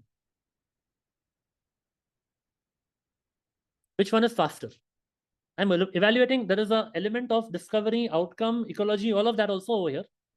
But as if is about noticing that if I go by train, once I reach there, I'm going for a very important presentation. And if I'm sweating, what would that be like? So maybe that's also a consideration. You say, no, let The traffic take more time, but I'll probably go by Uber. Simple example I'm giving you. So as if is about experiencing that outcome as if it has happened. In language of influence, how can you influence the other person by making the person visualize the as if they've already got that? If you recall, one of the language patterns in Milton model was pacing current experiences, past, present, future, right? Where I gave an example often that the car salesman says that, you were here 2 weeks back, last week again, today again, and then you are going to have wonderful rides with your family in this particular car. That is bato mein, conversationally applying as if frame. As if frame helps you to strengthen the goal. If you are working on becoming a millionaire, how can you operate in an as if frame? Does that mean that you start spending lavishly right now? Forget being millionaire, you will become bankrupt faster than a millionaire. So not that way of applying as a frame and spending like a millionaire. But I'll give you a simple example. Let's say one of the factors of becoming a millionaire would be that you have a BMW. You want to have a BMW. Today you're not having a BMW. You're traveling by taxi. I want you all to think about it right now as I say this, okay? Imagine yourself stepping out from a taxi. And imagine yourself stepping out from a BMW. Would your physiology be different? Mostly yes, right? Now, as a frame, can you step out of a taxi as if you're stepping out from a BMW?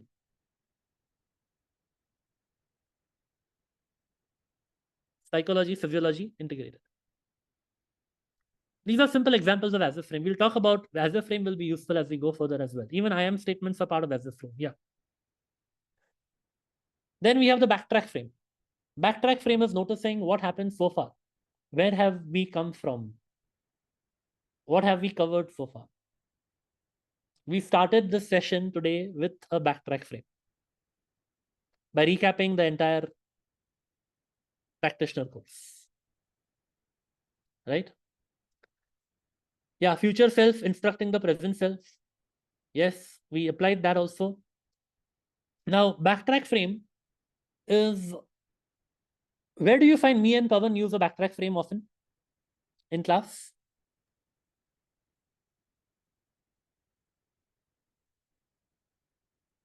At the beginning of session. Okay. And That's true. start with a recap, and at the end, how was your week? Okay. And what do we end the session with? Aha moments. Right? Aha moments are basically an example of a backtrack frame. It allows you all to integrate what you learned. And even when you read other people's aha moments, you are able to revise. This was also there. Maybe you missed out writing it, but okay, you realize this was also there. So that's an example of backtrack frame. Okay, we'll just complete the frames and then we'll take a short break. Relevancy frame. Relevancy frame is quite related to outcome frame. But it is sometimes asking what I'm doing, how is it relevant to my outcome? In fact, even in well-formed outcomes, we applied relevancy frame when we made the goal SMART, S-M-A-R-T, the R for relevant. How does it integrate with other areas of life? How does it integrate with my larger purpose? What larger purpose does it serve? That is all being relevant. Now take an example of these frames so far in a office meeting. You get into a meeting and okay, what did we cover last time? What are we here for? In the previous meeting, we discussed this. This were the to-dos to be done. Backtrack frame. What are we here for right now? Outcome frame. How can we get there? Discovery frame. Okay. Someone presents an idea. You are not sure whether it will work or not. You ask the person, okay, let's assume that we work on this. What will happen? As a frame. As a frame is also used for evaluating scenarios. Ecology frame. Also, let's say you need a team resource over here. That resource was working on some other project. Now usko wahan pe shift karna. You have to shift them over there. So I want you to realize that we are operating in these frames at all times. Okay. Another one is open frame. Open frame is like general. The first breakout room that we did today was kind of an open frame. Get to know each other. There was nothing to discover or anything. It was just okay, get to know each other and just share. What was your journey? For each of you, it was also a backtrack frame, sharing your journey so far, and an open frame and understanding the other person's journey. In meetings, be careful of open frame because that is actually gossip and grapevine. Unplanned stuff. You came for some agenda and now it is going somewhere else. So you can fix the open frame by asking relevancy question. Okay, what we are talking, how is it relevant to the topic? Then we have appreciative frame. Appreciative is appreciating what is going well, appreciating the positive intention, appreciating the positive in everything. Appreciative frame is not about denying the negative. Yeah, there may be negatives, there may be areas of concern, but still in that, what are we learning? We applied appreciative frame in reframing, also in six-step reframe. What is positive about it? We also applied appreciative frame in feedback sandwich. Before you criticize, what is there to appreciate about what is happening? Contrast frame. When Pawan was giving you example about why it is important to be on track in this course, he also highlighted what will happen if you're not on track. Isn't it? Backlog will get created, the monster. So how you want to give importance to something that you want to happen in your life or in other person's life, you create a contrast to tell them, if you don't do this, this will happen. It is also an example of towards and away from. Contrast frame is also used in sales and marketing often.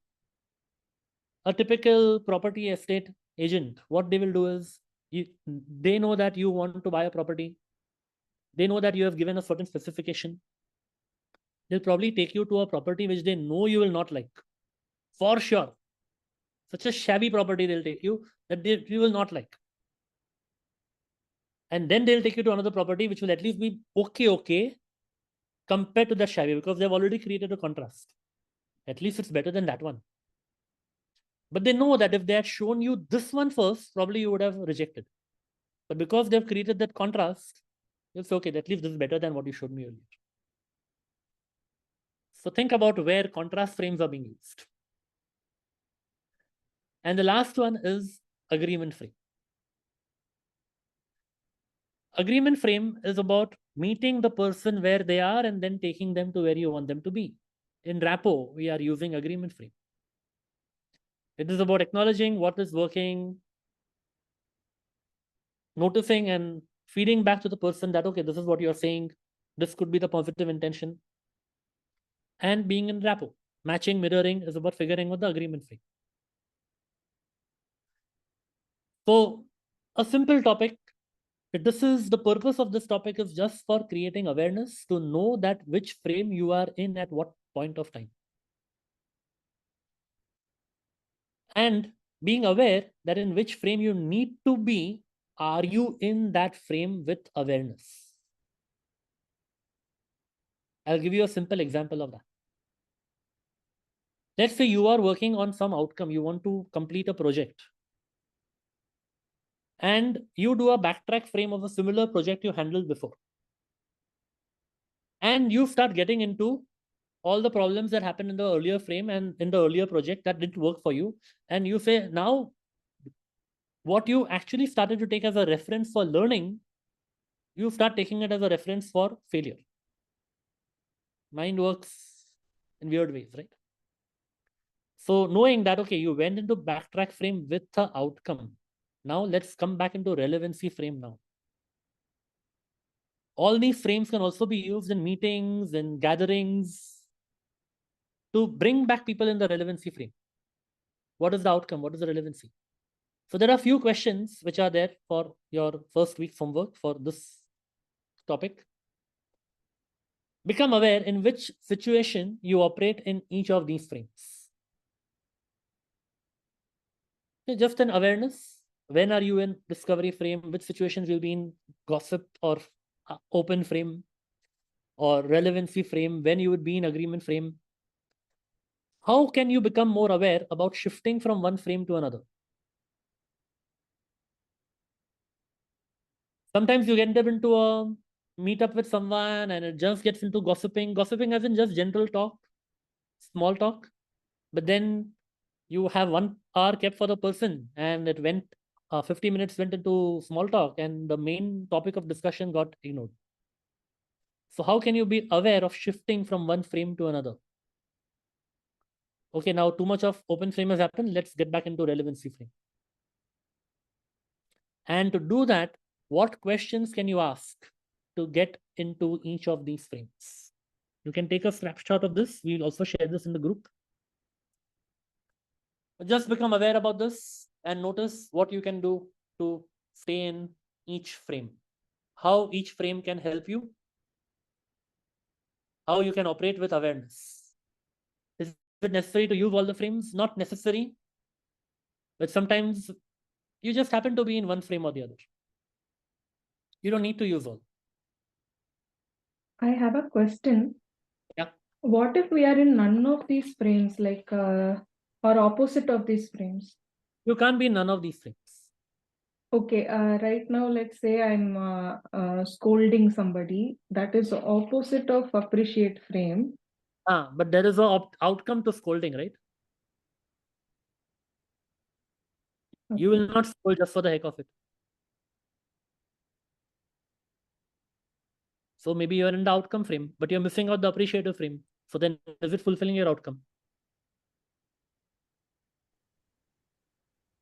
Okay. And what if I'm not in RAPO? I'm in opposite of agreement frame. Your outcome will decide whether you want to be in RAPO or not. You don't have to be in all the frames at all times. When you are breaking RAPO, you have also learned how to break RAPO. When you're breaking RAPO, you're not being in the agreement frame. So the message over here, the bottom line here is not about being in all the frames at all times. It is about being with awareness to know which frame you want to be at which time. And being that awareness will help you that are you in the wrong frame? There's nothing right or wrong, but are you in the frame which is helping you or are you in a frame which is not helping you? So, excuse me, can I ask the question, Mehernosh? May I ask a question? So we have to cite examples for each and every frame, and at what stage we noticed ourselves to be in this frame? Okay. Okay. Yeah, Vivek. Yeah, so I think it's a very good opening today about the frames. There are 10 frames you have described, and at any given point of time, we will be at least in one of the frames, which is true. Yeah. My question or my query is, how do we decide from which frame to start with? Yes, I know intention or outcome is the fundamental thing before we start anything. There is But how do we bring it in the practice? Just become aware. Is the frame that you are in, is it helping you or not? There is no fixed formula. Okay, first you be in this frame, then you go to this frame, then you go to this frame. You will realize you are anyway shifting from one frame to the other. Become aware. Being aware of our awareness seems a bit overwhelming. Yeah.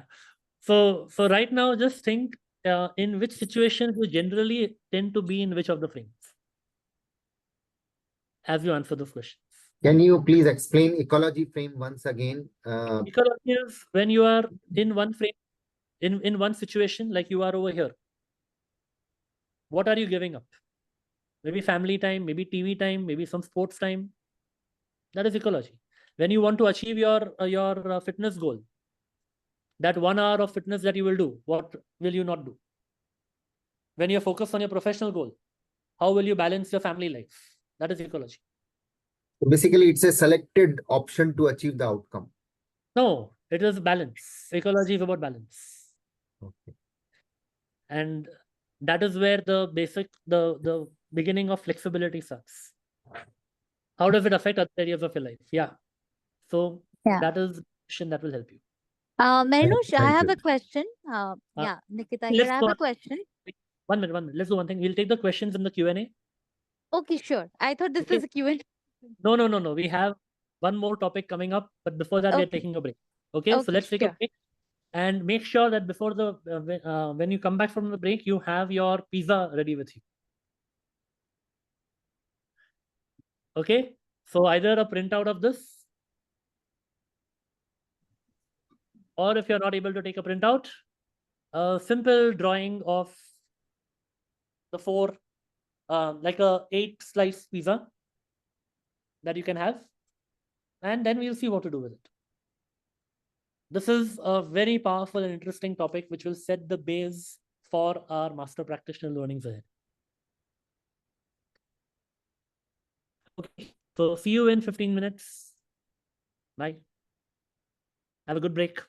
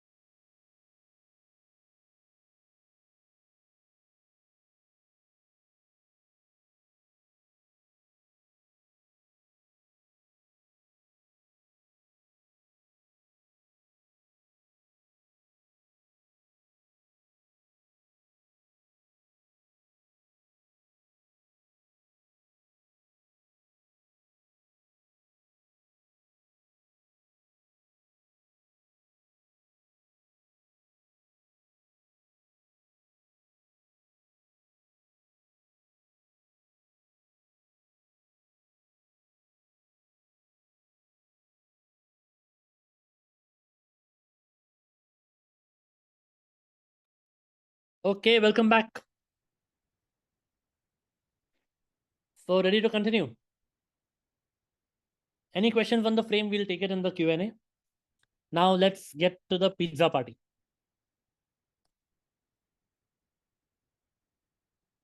What we're going to talk about now is called as the wheel of life.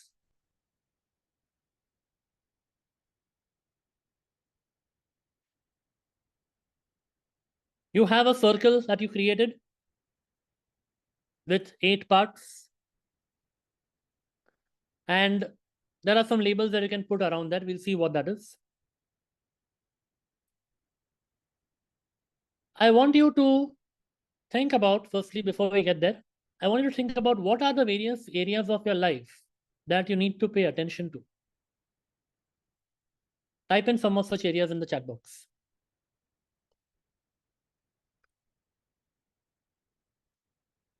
Health, yeah. Career, health, relationships, health, wealth, relationships, self-development, social, relations, business, discipline, wealth, family, spiritual, career, money, peace of mind, financial security, good. Okay, good. Contribution, finance, career, all right. So what we're going to do is that if these 8 aspects which are there in this wheel,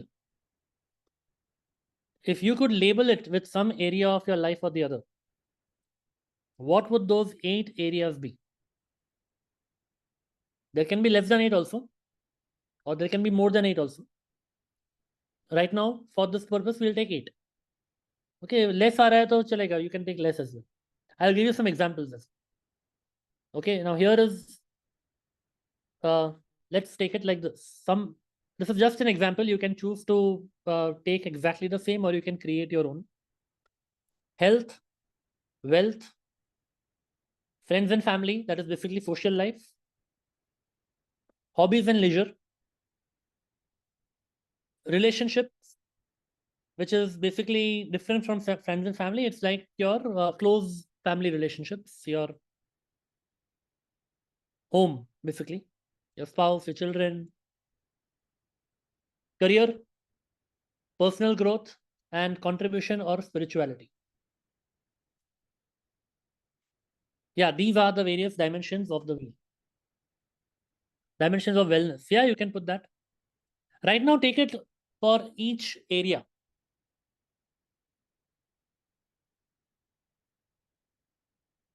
If we say dimensions of wellness, it can even be like, yeah, physical wellness, emotional wellness, financial wellness.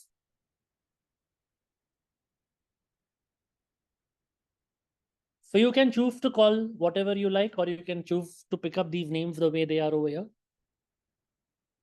You can relate to the way you like it. This is just an example.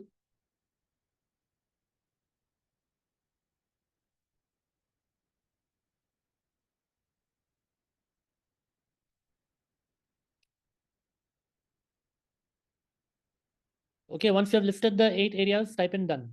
Relationship and parenting can be 2 different. Yeah, they can be. Whatever you want to give attention to, it can be different as well. You want to create a 9th line, 10th line, you can do that as well. You can slice your pizza into as many slices as you want. Ultimately, that pizza is your life.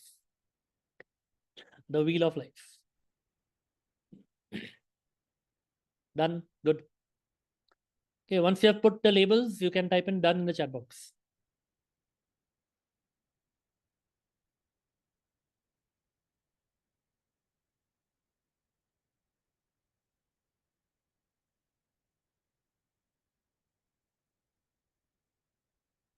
Okay, great. Most of you are done. Now let's say if each line starting from the center to the outermost surface. Okay, now there are 8 lines in this example over here. Let's say each line starting from the center to the outermost surface is a scale from 0 to 10. Like in this picture over here, you are seeing that on personal growth, that is already marked. 1, 2, 3, 4, 5, 6, 7, 8, 9, 10. So if each of this line was a scale where it is from 0 to 10, where the center being 0 and the outermost tip being 10. Listen carefully before you do anything.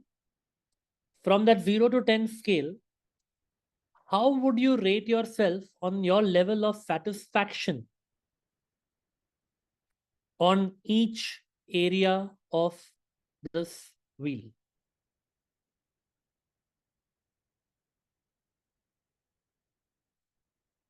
So let's say health, if that was divided into 10 parts,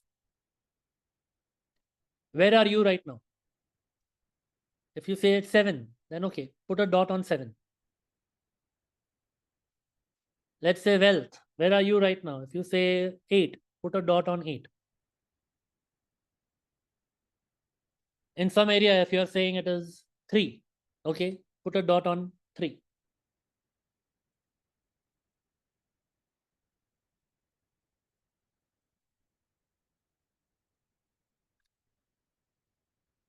So take your time to rate yourself on your level of satisfaction today in each area of the wheel.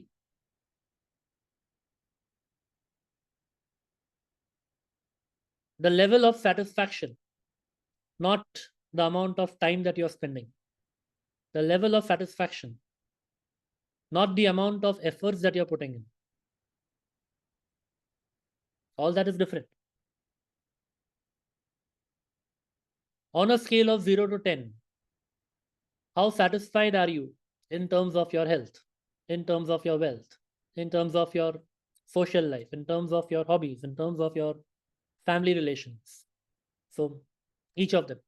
Okay, once you're done, I want you to connect the dots across the wheel.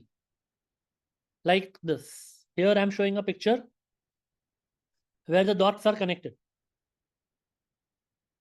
In this example on the screen over here, you are seeing that health is at 7, wealth is at 4, friends and family is at 8. So all those 7, 4, 8 are connected, and so on. A connected diagram is getting created.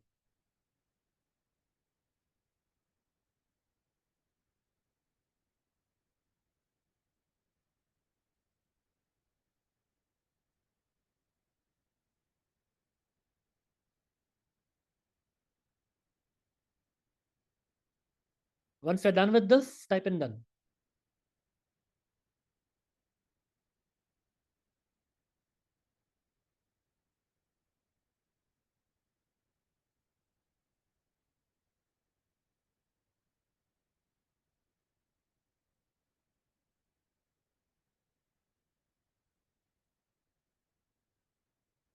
Okay, taking the wheel in all areas of your life.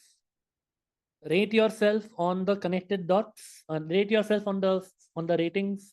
Sorry, rate yourself on each area of your life from 0 to 10, and then connect the dots and see what comes up. Look at the wheel that you have created.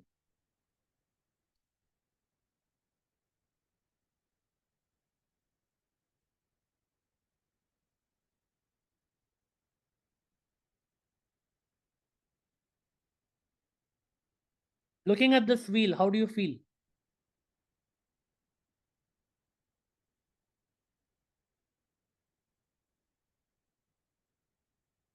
Terrible. Okay. Unbalanced. Very wobbly ride. Imbalance. Dissatisfied. So the question to ask yourself is that how smooth is your ride?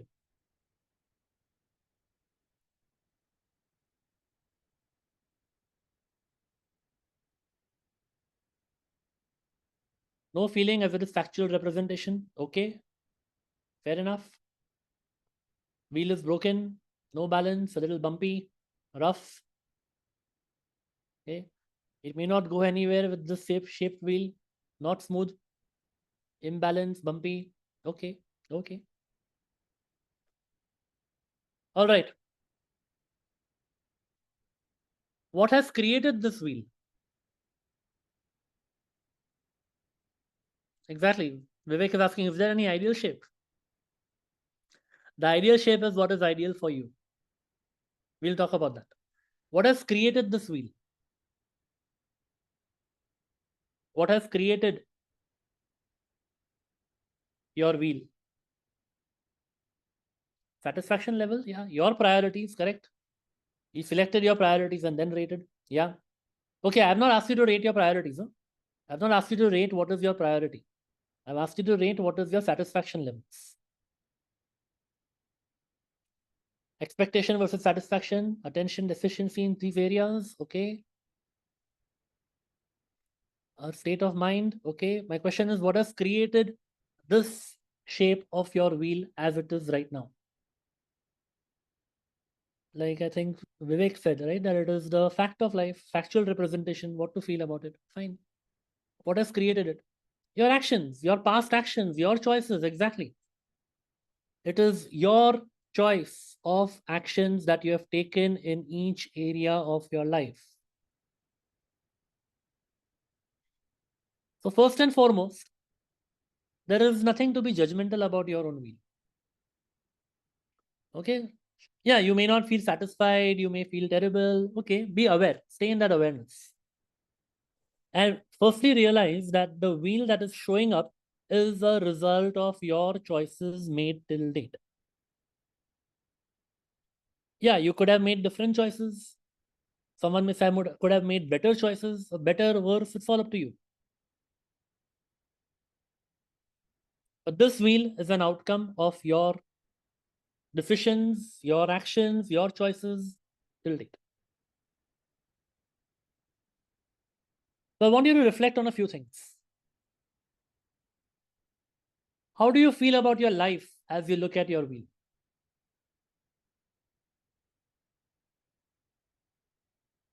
Are there any surprises for you? I mean, although you realize that it is your decision, your choices, your actions, surprises could be in the form of, I wish there could have been, a higher rating on some area. So what comes to your awareness? Surprises or shocks? Or it could be, yeah, I realize I knowingly spent that much of time, I knowingly gave this much priority to this area. So there is no surprise. It was bound to be this way. Or someone may say, I strived a lot to give a lot of effort in one area, but it's not working out for whatever reason. Yeah, it made us aware what to work on next. I'm surprised I ignored my hobbies totally to keep other things up. Okay. Okay. Back of our mind, we already know this. Just put on paper. Yeah. Surprised about the choices we made. Knowingly, it's a choice made. Yeah. So that's fine. So for some, it could be, okay, fine. Big deal. This is the way it is. It is meant to be because I decided to keep it that way. And for some, it could be, oh, now as I look at my wheel, is this what I wanted? It can be both. No surprises. Okay, fine. Cool. Have not reached anywhere in life till date. Okay, okay. Stay in that awareness. Now that you have put your level of satisfaction, think about the proportion of time that you are currently spending in these areas.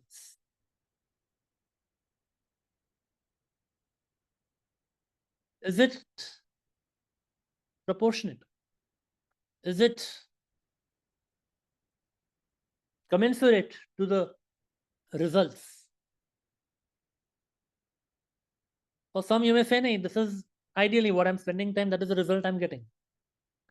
So some may say, I'm striving a lot in a certain area, still the result is less. It could have been better. I put in so much of efforts in my career and still I should have been somewhere else where it is wherever it is right now. Okay. No, still spending more time on areas that are okay. Cool. Spending time, results are not showing yet. Yeah. So stay in that awareness. And now ask yourself how differently you would like to spend time in each of these areas.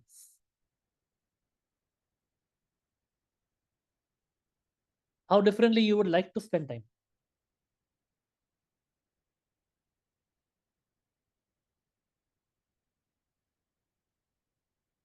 Like Surbhi says, I ignored my hobbies.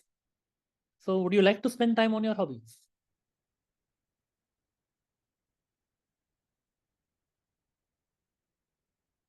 or in whatever area. Yeah. So something is there which is low, you want to spend more time in that.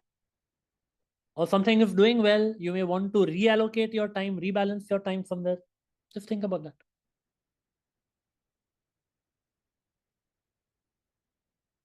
What about compulsions of life? Yeah, what about compulsions of life? What are these compulsions of life?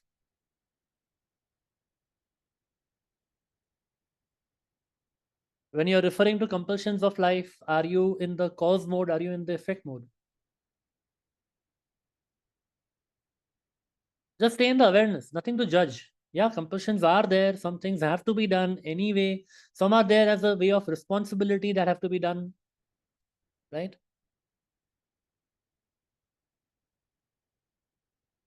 So again, think about it. In each area of your wheel of life, if you were to apply an outcome frame, what would that be? How are you managing the ecology across various areas of your life?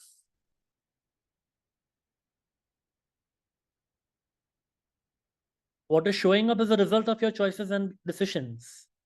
But how would you have preferred it to be different?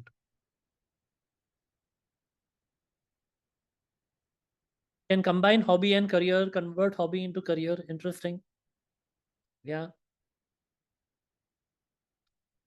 Like in my case, when I realized I was going to the gym, I still go to the gym, but my gym time used to eat up into my family time. It was a known choice. Now I'm also doing yoga. Yoga happens with family. Me, my wife, my daughter, we together we do yoga. So it was able to spend in family time and fitness time together. Nothing right or wrong, nothing that you have to combine only. But be aware, that is the example of ecology. Right? Time management, balance of all areas. Yeah, so be aware what you need to do.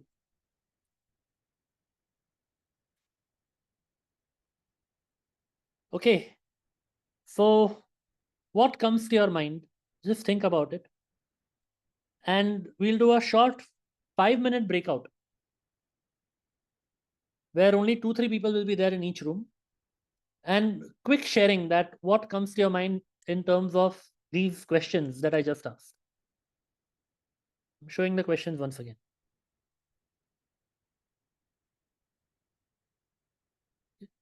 Nothing right or wrong.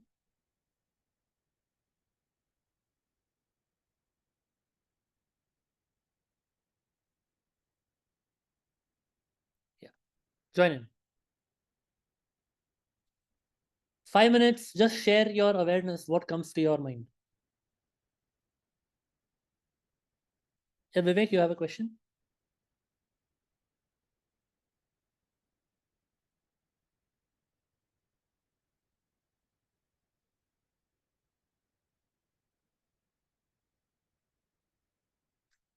Please join the breakouts.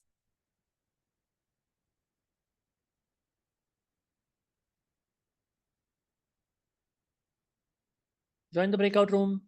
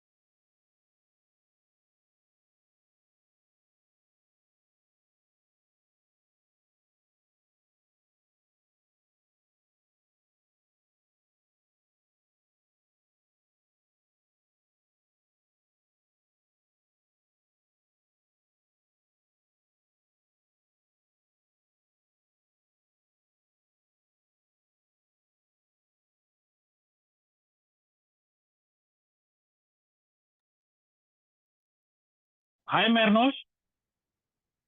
Yeah, Rahul, join the breakout. I'm not able to join it. I don't know what's the matter. It's not showing that prompt. Okay, 1 minute. Let me reallocate you.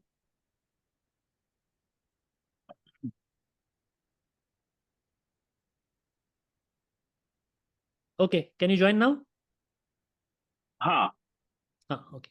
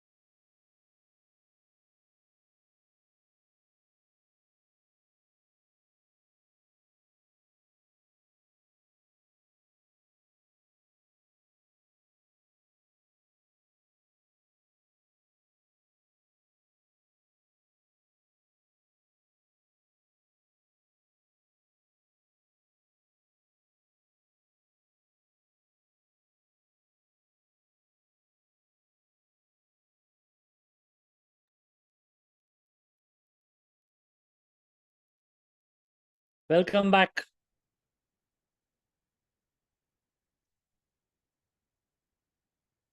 Okay, so quick sharing in the chat box. How was the experience in the breakout room?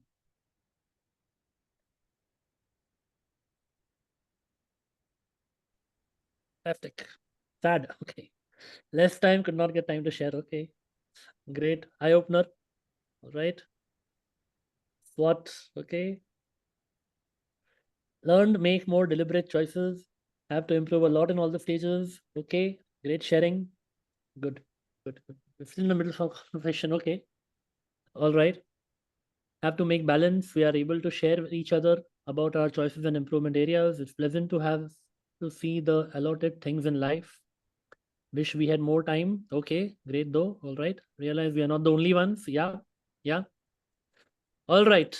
So one of the things in the course of the week that you're going to do is stay connected in the group. Okay, Pawan will announce about the practice group and all.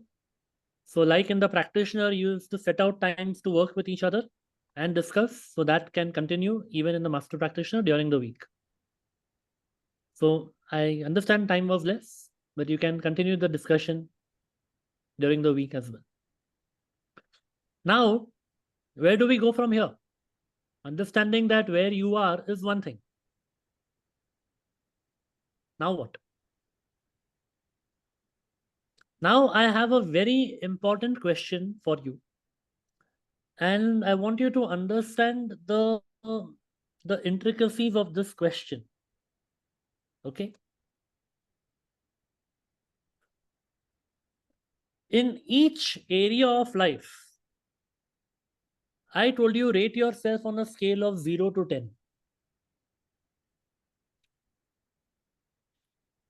And within a few minutes, you rated yourself. In a couple of minutes. Most of you were done in over a minute also. So let's say in some area you rated yourself at a 5. Just an example. When you rated yourself at a 5, you rated at a 5 out of a scale of 0 to 10. Which means that in your mind, there is some internal representation of what 10 is.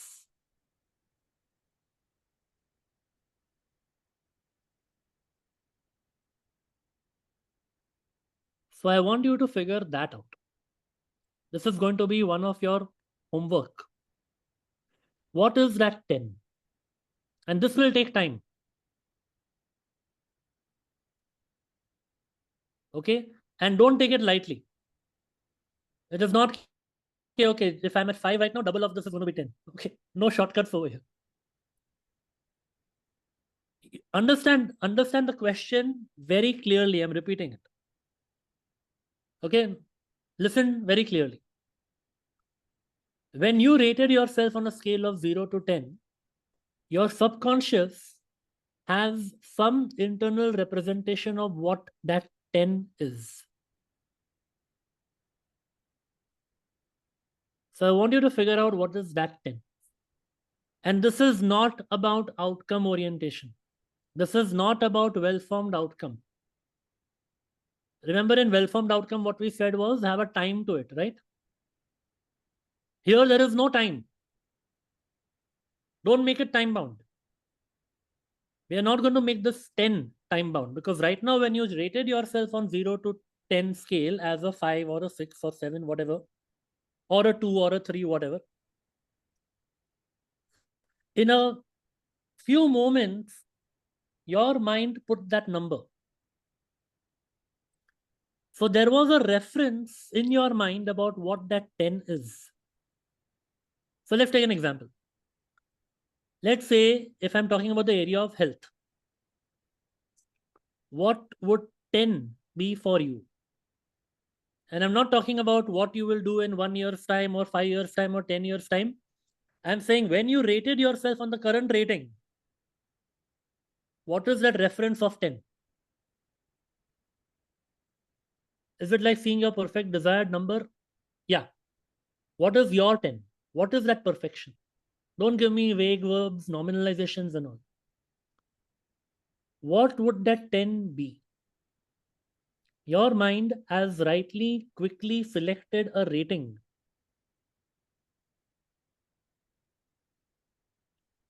For health, okay, energetic, okay. And how would you know that what is that 10 level of energetic? Yeah, it is strangely difficult to decipher. Yes. So that's why I said this will take time. This is not a classwork thing. This is going to be your homework. No medical condition, fitness level. Yeah. So no medical condition means what? What kind of fitness level? If you were to make this specific, what would you see? What would you hear? What would you feel at that level of 10? Someone may say, okay, all my health reports to be normal.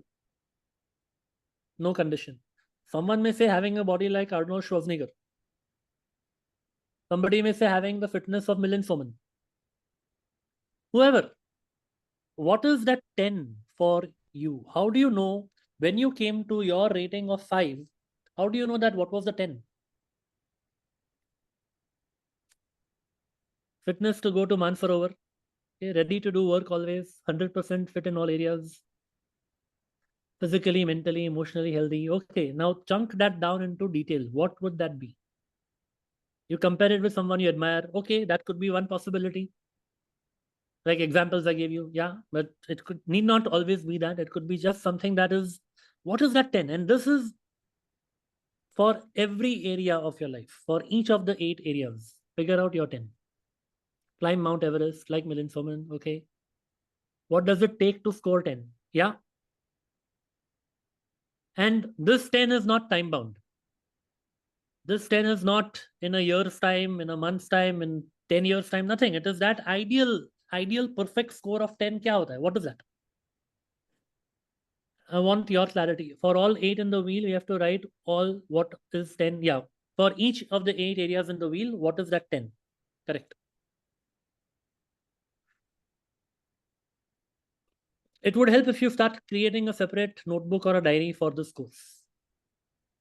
So then you can put all the course related homework and assignments in that. Health score would go down even further if I have to climb it. Nah, so no, who has to climb the Everest? 1 minute. Sriram says climb Everest. Sriram's 10 is climbing Everest, not Shell's 10.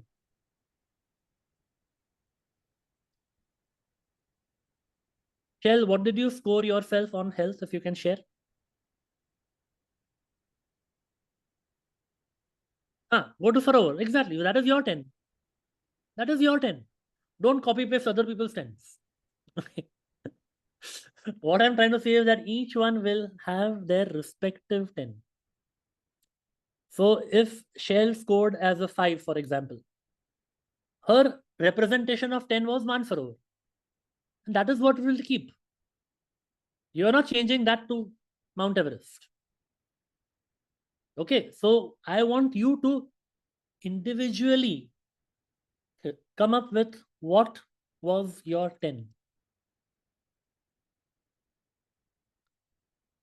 And as I say this, I'm not asking you to create your 10. Your 10 is already there because that's only how you gave your rating of whatever you gave. Please realize that. Whatever rating you gave presupposed that there is a certain level of 10. I scored a 5 earlier based on regular life. Then I realized I want to go to Mansarovar. Did not read other. Okay, good. Good. No, but for Everest, no, but if you have to climb a mountain, okay, fine. So please make sure if you want, you can revise your rating if you like, but be clear what is your 10. And also, as we did this right now, a simple exercise right now that we did, become aware of what happened in this short while.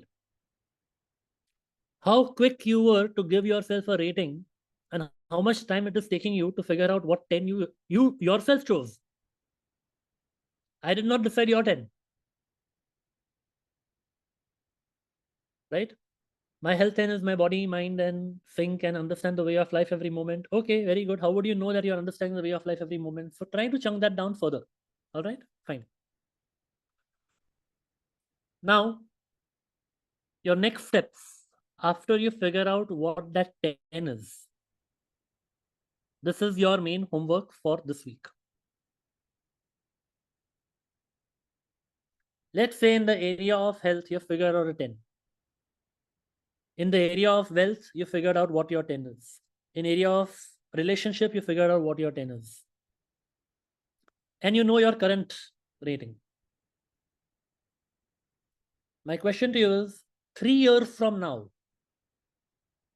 what rating do you want?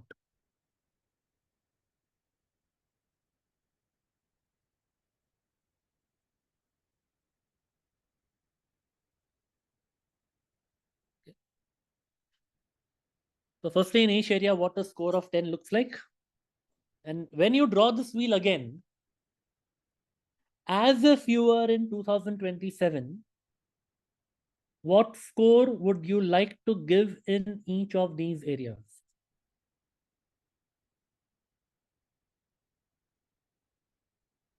You don't have to answer it right now. You just note down the question right now. Okay, because you'll take time to figure out the 10 and then figure out where you will be in 3 years. Okay, so maybe on the same wheel, what you can do is, once you've figured out what the 10 is, you figure out what will be that. Now we are making it time bound, not the 10. But now we are putting a time, we are going reverse. So earlier in well-formed outcome, what we used to do is we decided the goal and we put a time to it. Now we have figured out your 10 and putting a time of 3 years, deciding, making a choice, what would the 2027 rating be? No, it doesn't have to be 10 for all. That is what the point is. Randeria isn't 10 for all. Why should it be 10?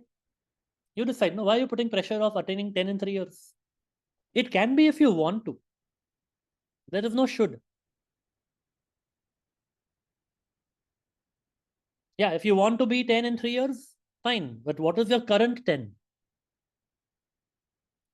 Don't, again, Vijay, don't jump to that decision that mine will be 10 in 3 years. That is the next step. Before that, I want you to decide today what rating you gave. With respect to that, what is the 10? What is the 10 which your mind is already showing? Which your mind has already picked up. Pehle wo decide karo, decide that first. Once you decide and be clear, decide as in you don't have to create the 10. When you decided your rating of 5 or whatever, your mind already had some internal representation of what 10 is. Clarify that 10. Don't decide, don't create. I would say clarify that 10. What was that 10 based on which your mind gave you that rating? Okay. Now you got that. Now you're at 5. Think about it within the next 3 years, 2027, if you were to draw the wheel again, and you have the choice to decide what your rating will be, what would that be? Yeah, ideally it would be an improvement, right? So, but that improvement could even be from 5 to 6. It could even be from 5 to 9. It could be 5 to 10. It's not compulsory that it has to be a 10. Don't take pressure of that. With reference to the same 10 that your mind has considered for today's rating, I want you to figure out what will be the new rating 3 years from now. 10 is ideal for as of now. That ideal also can change. That ideal also can change.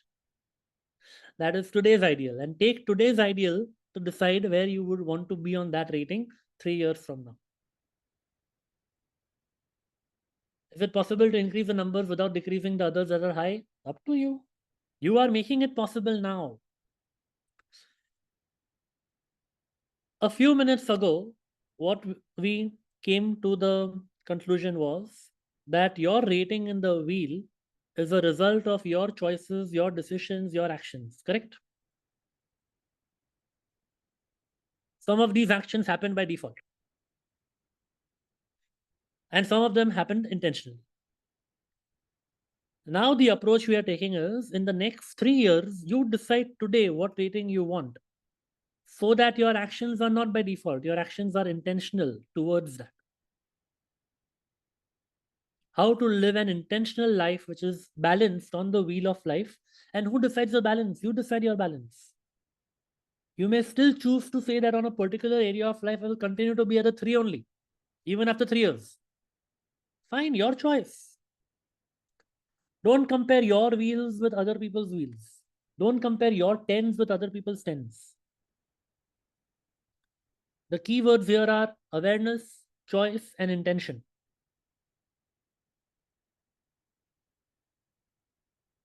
How will you operate from this?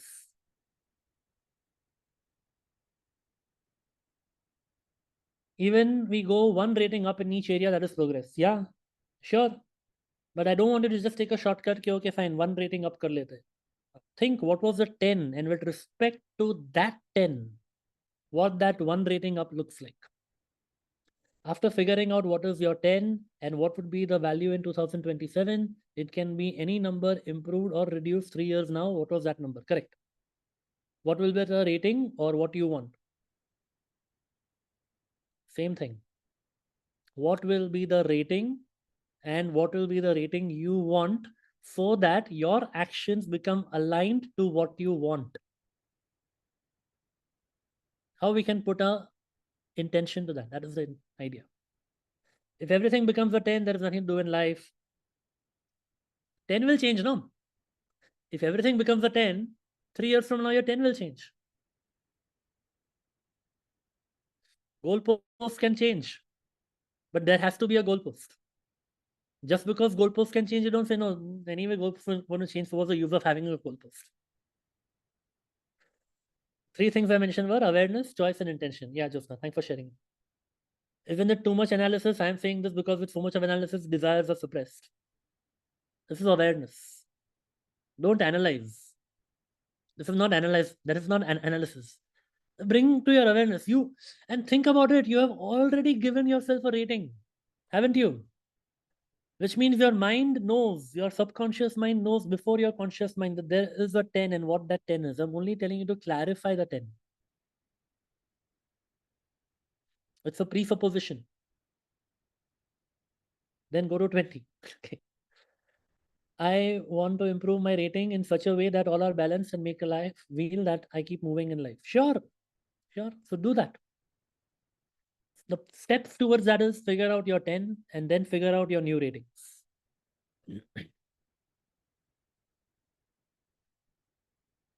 Once you figure out your new ratings, the rest of the things are simple to understand.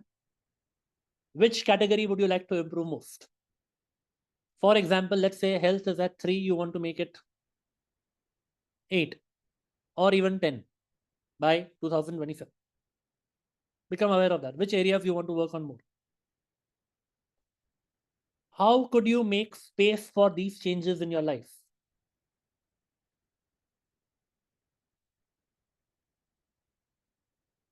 Compulsion, someone said, right? Compulsion will still remain.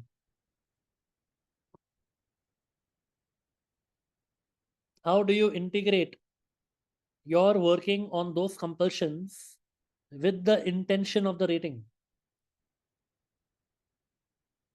What needs to happen? What ecology needs to be balanced? What outcome needs to be focused on?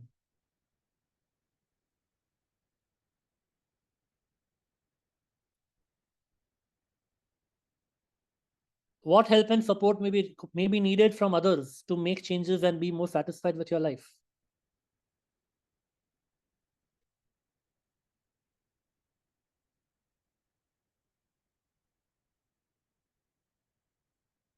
Right now, I'm 0 at career, 110 in 27. Right now is okay as giving time to family. Sure. That's what's a choice, right? And what is that 10? Don't just jump from 0 to 10. Decide, figure out, clarify what that 10 is. Explain number 3. How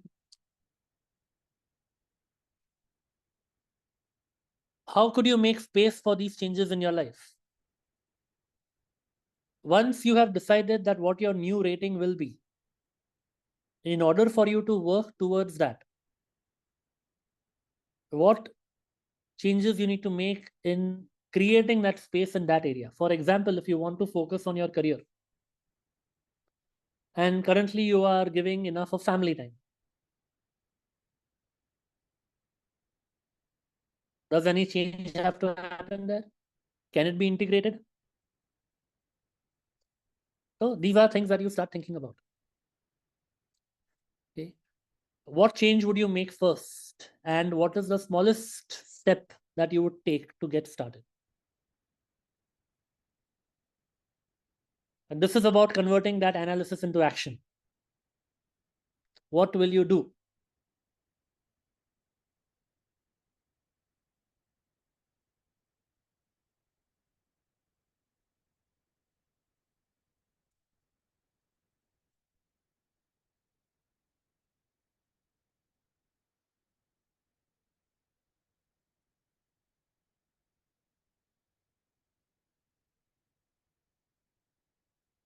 Okay, so your assignment is to reflect on all the questions.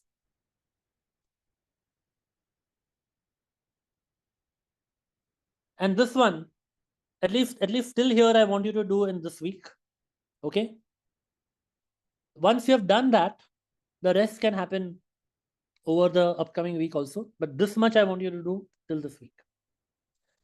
Once you have done that, I want you to start figuring out your current rating versus your 2027 rating. To make that happen in each area of your life, what are going to be your well-formed outcomes?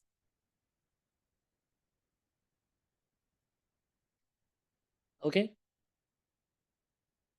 So by the time we meet next time, you complete what I've told you so far. And then before we meet, let's say 2 weeks from now, I want you to also start working on at least identifying what will be your well-formed outcomes in each area of your life.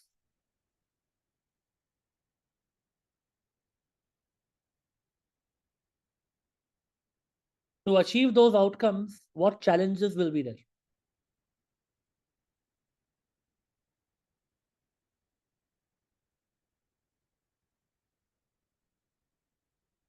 And challenges could be what is coming right now in the way of it, probably.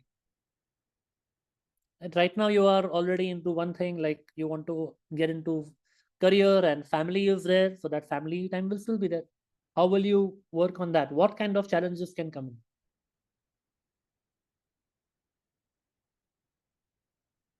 And what are your beliefs about each area?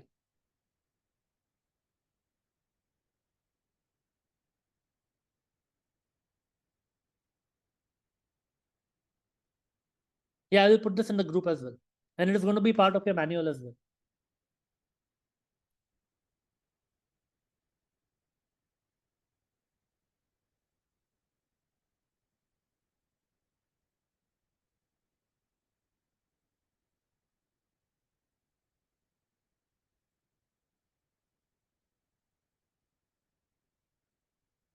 Okay. So master's manual also revised. Yeah. We'll share that with you. Yes. The mind maps are now integrated in the manual itself. Okay. So that's it. So what we did today, we covered our entire recap. We did what lies ahead, what you can expect from the course. And then we did frames, and then we did Wheel of Life. Okay, before we open for Q&A, we have some announcements. Before that, please type in your aha moments from today. Yeah, that was a backtrack. If someone wants to go down and read things intentionally, it's okay. Of course, it's okay. It is your choice, your wheel, your life, your balance. Which videos to watch this week from Practitioner? None. This week, just focus on the homework. Okay. All right. Type in your aha moments from today.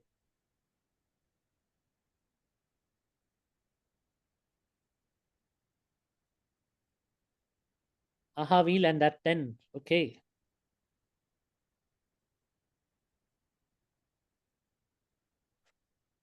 What has created this shape? Big realization. Real wheel of life. Wheel of life reflection. I realize my ones and tens. frames and wheel of life. That are topics. Don't give me topic names. Tell me, what did you realize? What was your key takeaway? 10 types of frames, pizza exercise, okay. Combo pack of surprise, awareness, and choice, okay.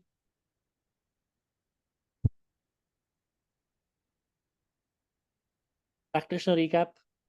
Wheel can be a good way to make the goals. Yes, it is the starting point, because this gives you idea about overall perspective about all areas of life.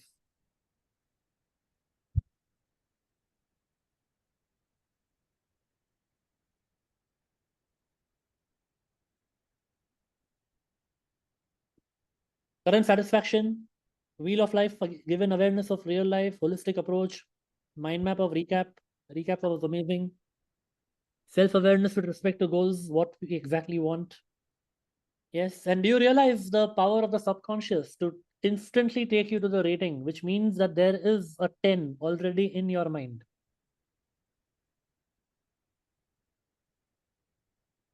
The vibes, okay. Vibes are vibing. Great. Sir, What from is- where that 10 came? Where that 10 came from? Yeah. That is there in the mind. That 10 is already there because itna jaldi so fast you came up with your rating. The subconscious knows it. So you don't have to create a 10. You become clear, create clarity on the 10. Okay. Without knowing 10, I gave the number. Exactly. You know the 10. That is how you give the number. Your subconscious knows the 10. Now you clarify that with your subconscious, from your subconscious. All right. So great learning today. And like, remember in the practitioner, we made you write your story. And then we kept referring back to the story. In master practitioner, the wheel of life is what we are going to use as the base. So make sure you do it thoroughly in the way that it is intended. And once you have done this mapping of 2027, then work on your outcomes, challenges, and beliefs as well, because that is what we will take further in the course. By the end of the course, you will also rate yourself on the wheel of life after 6 months from now. All right, so let me hand it over to Pawan for the announcements. Fly on the wall, yeah. Subconscious is living on another plane.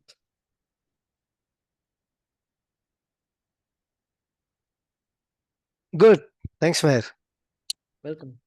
So time for some operational announcements, and then we will open the forum for Q&A. Okay. You all are already a part of the group that is created to share announcements with you.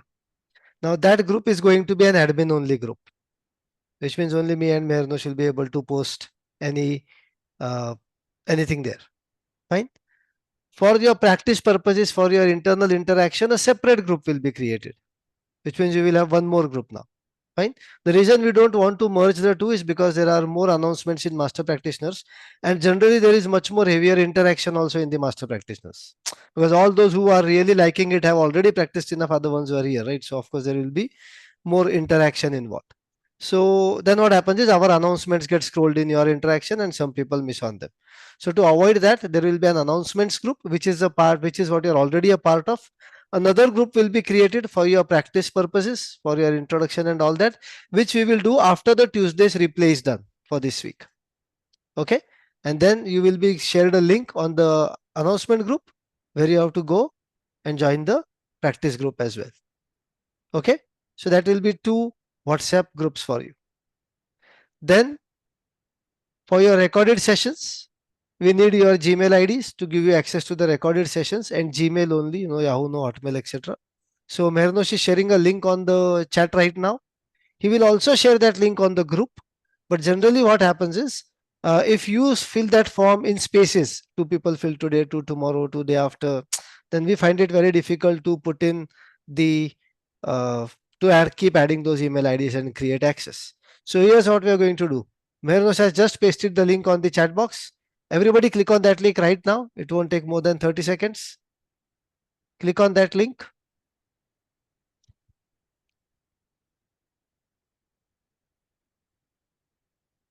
And put in your name, email ID, mobile number, the WhatsApp number that you desire to be on the groups. and only the Gmail ID, by the way. The name is also as desired on the certificate. Don't just type something for the sake of it, because your certificate will be with that name. If you write ABCD, you'll get your certificate with ABCD.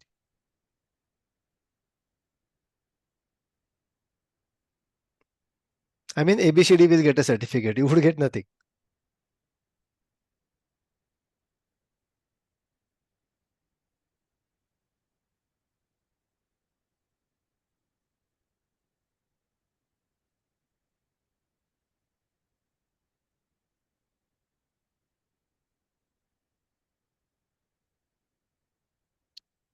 Okay, 5 more seconds. Think all of you should be done by then.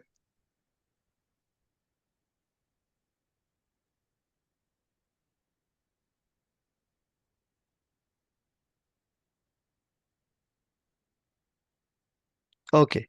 Thank you for filling that form. Now, even if Mehernosh puts this link on the WhatsApp group, please don't fill it because you have already filled it. Okay. So that was about the recorded access. How to access the recordings and all, we will tell you. Now, the most important place to look for things that you will need throughout the course. For example, I'll give you a link where you can go and see the recorded courses. But after 5, 10, 15 days, that link will again go up and you'll have to search in the group, right? So anything that is required across the course time will be there in the group description.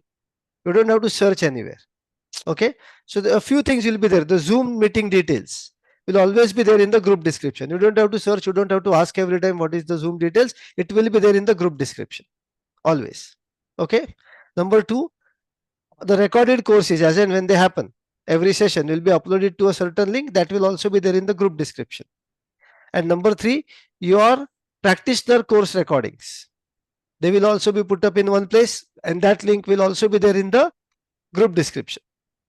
And going forward, if there is anything else that we think that you need to have across the course, throughout the course, that will also be there in the group description. Okay.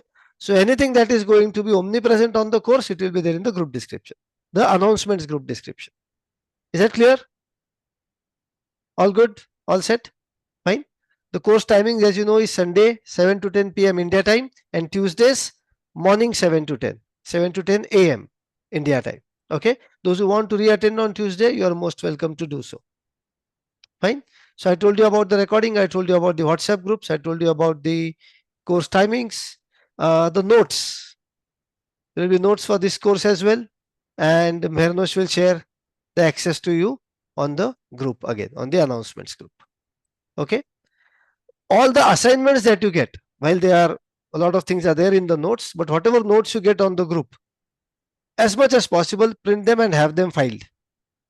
Or whatever diary or something you are using, keep putting them there so that you have all the things in one place, whatever you are writing. If things get spread here and there on papers, you will find it difficult to collate later. As you move forward, there will be a lot of interaction that you will have to do. So I recommend that you introduce yourself well, let people know who you are, what to do, etc. Okay, once the practice group is created and we open it for you. Like I said, we will do it after the Tuesday session is over. Okay, I want to make sure that everybody is already in the group and then the introduction start. Right? And because 30-40 people will introduce them on the same day, you'll have to make your introduction stand out. Otherwise, some people may just not read it. Okay, good. Any more? Anything I'm missing, Meher? All good. Yeah. This course will have 2 assignments, by the way. NLP Practitioner had 1. This one will have a midterm assignment and a end of the course assignment. And something very nice is coming up down the line in the course, halfway, somewhere around halfway in the course, around your midterm assignment, where I'll promise you right away, you will create relationships in this course, friends in this course that you would have probably wanted to create or you were only able to create while you were in school and college. That kind of friendship you'll be able to create in this course. However, that will be as you move forward. There is one part in this course where you will definitely see that happen as well. Right? And this is a good 6 months, 5 months long course plus some assignment time, certification tak 6 months you'll have it. Make sure that you really use it as a, not only for your learning and development, which is of course the primary outcome, but use it to have some fun, use it to have some excitement, everything. Okay. And when I say have fun and excitement, it is within your practice sessions. It doesn't mean start sending forwards and good mornings and other stuff on the group. I'm already telling you the practice group should not have any greetings. No happy birthdays, no good mornings, no happy Diwalis, no please donate blood today, nothing. Everything is important in the world, but that group is only for practice. Okay. Second thing, no pulling people into other groups. How much ever that group is related to NLP, I don't care. Okay. No creating subgroups at all. Whatever you are practicing together, if you create a subgroup, you will always practice with that small group. If you keep putting the practice links on the main practice group, every time more and more people will join. You'll get more people to practice with. Okay, variety is the spice of life. So at any cost, no creation of subgroups, no pulling people into different groups, not at all. Okay, keep that very much clear. Any kind of promotions, not at all. Not until your course is over, then we'll see what to do. Okay, good. Thank you so much. We'll open the forum for Q&A now.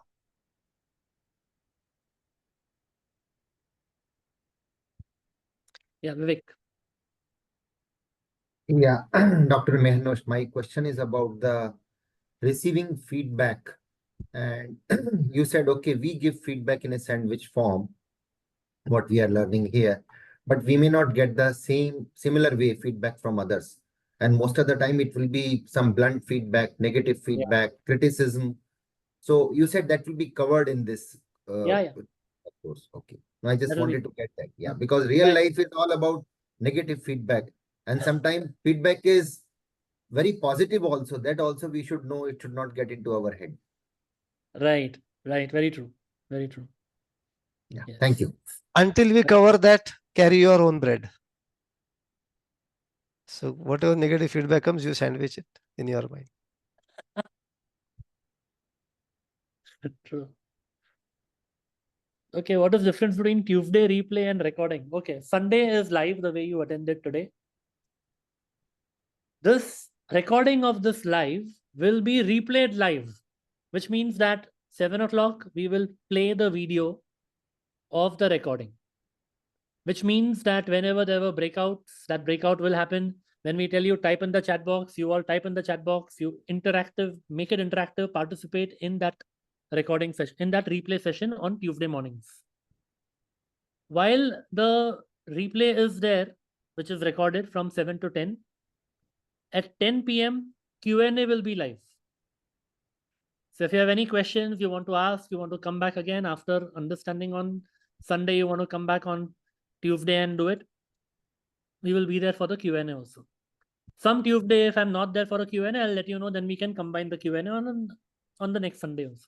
But the intention is that Q&A will be live on Tuesdays too. So that is about the replay. After the replay, if you want to watch the video at your own pace, then that recording will be available to you. So that's the difference between replay and recording. Okay. Thank you. Yeah, Jyotsna. And the learning is always live, by the way. Replays and recording can be there. The learning is always live. Yeah. Right. Thank you once again. My question again goes to values. Is there any difference, or that these are the same things, value and needs? I have heard about needs also, means we have needs. We will talk about that. There are needs. Yeah, slight difference. Values are more internal, more deep. So we'll talk. Right. Thank you. Okay, welcome. Yeah, Sunita. Good evening, Mehernosh. My question is regarding, I had an interesting interaction wherein I was asked a weakness and I answered it truthfully. It was with regards an interview. And then I was in a feedback, I was told that I am not supposed to do that. So is this kind of a thing that can be addressed or would be addressed in these sessions? How to address a weakness and not address it, How to address not accept it. So when you are asked about a weakness, how do you change the conversation in such a manner that you're throwing the ball in the other person's court? and how to do it tactfully, so that so will that specifically be covered? Slight of thought will help you when we come to Yeah. that topic. Yeah. Okay. How far down the line is that? If I could just get an insight. The course is quite spread out, right? So it will take Right. time.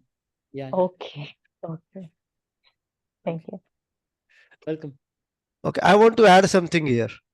Some of you probably joined this course, you know, to better some aspect of you, or to get better at better overall. Some of you probably joined this course with a certain challenge in mind. I want to get better at work. I want to get that promotion. I want to start managing this stupid boss that I have. I want to manage my family well. I'm having so many stupid things in my family, or whatever that is. You might have come up here with different reasons and different perspectives. Okay. However, attending the course with that perspective only is actually devaluing the course. What is important is, when you are attending the session, make sure that you are completely open to learn the topic, not wondering where will I implement it. Once you have understood the topic, the content that is coming up, etc., then you can choose where to implement it. You can choose, how do I use this in my challenge which I came here with, but where else can I use it? If you listen to the topic with that one thing in your mind, you will not understand how powerful this topic would have been for you in so many other aspects of your life also. Okay. So please keep this in mind, that yes, you have challenges, we all have challenges, I have challenges, we want to fix them, we want to go beyond them. However, when you're learning something, it is better to learn it with an open mind, and then use it wherever you want. Yeah, Pawan, I had that in mind, but I was This is just just a curious general, as to, this is just yeah. a general comment, because you know, just like you, many people would have certain thing like this. Will this be addressed, and when will this be addressed? Will that be addressed? When will that be addressed? Everybody will have something like that. Just that you spoke out, right? Yeah. Okay. Thank you. Yeah.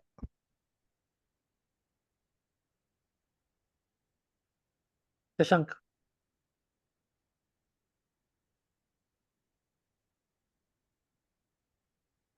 Hello, sir.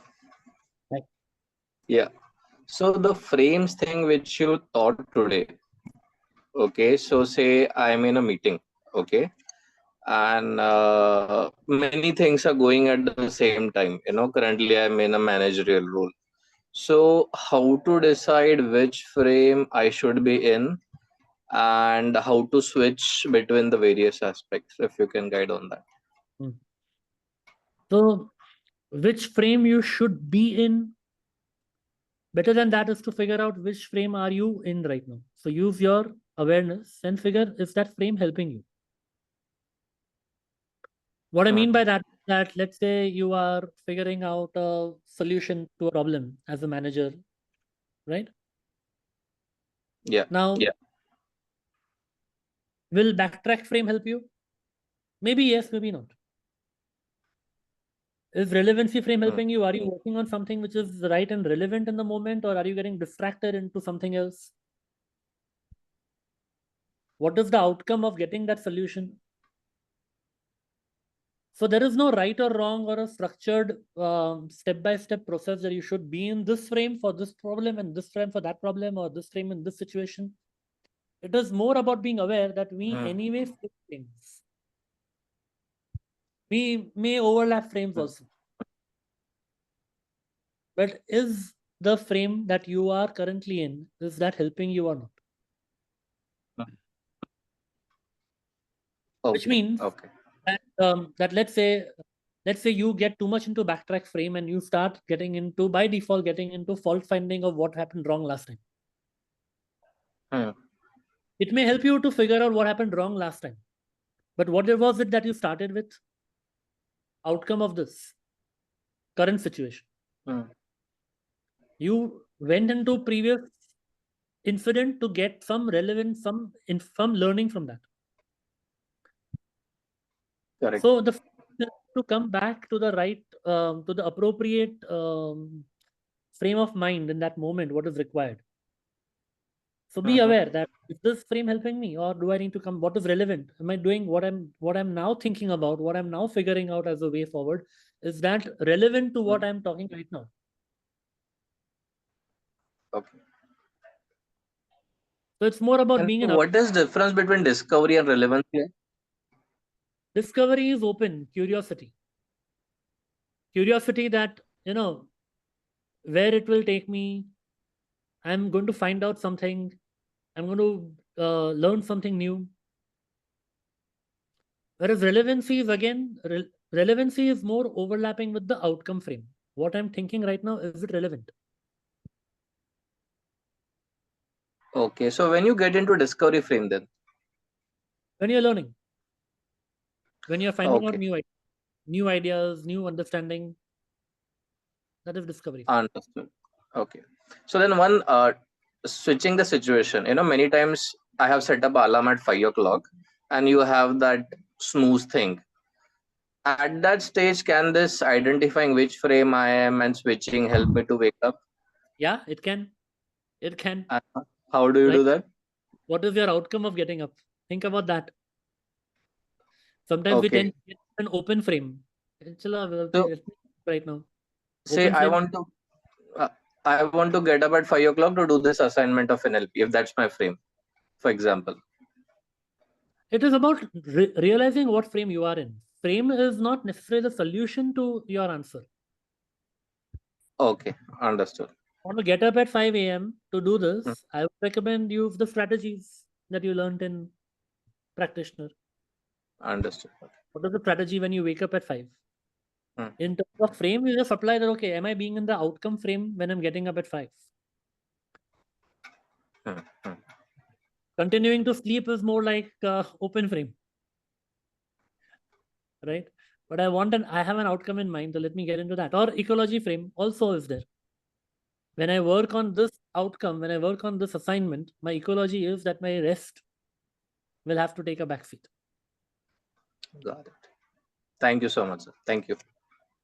Welcome. Open frame in closed eyes. Wow.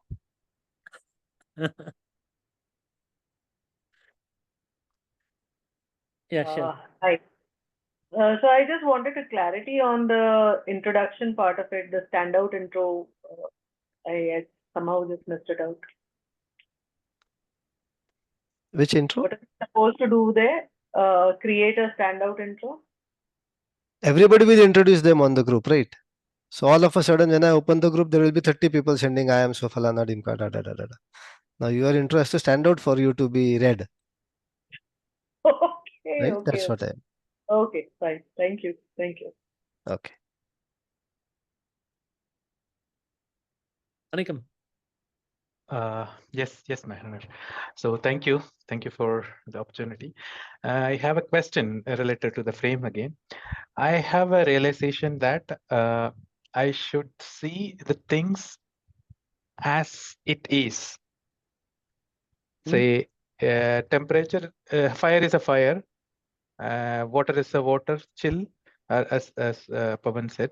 But I don't want to see in the other way. Or if I'm angry, okay, that I have to see as it is. Why I'm angry, so whatever.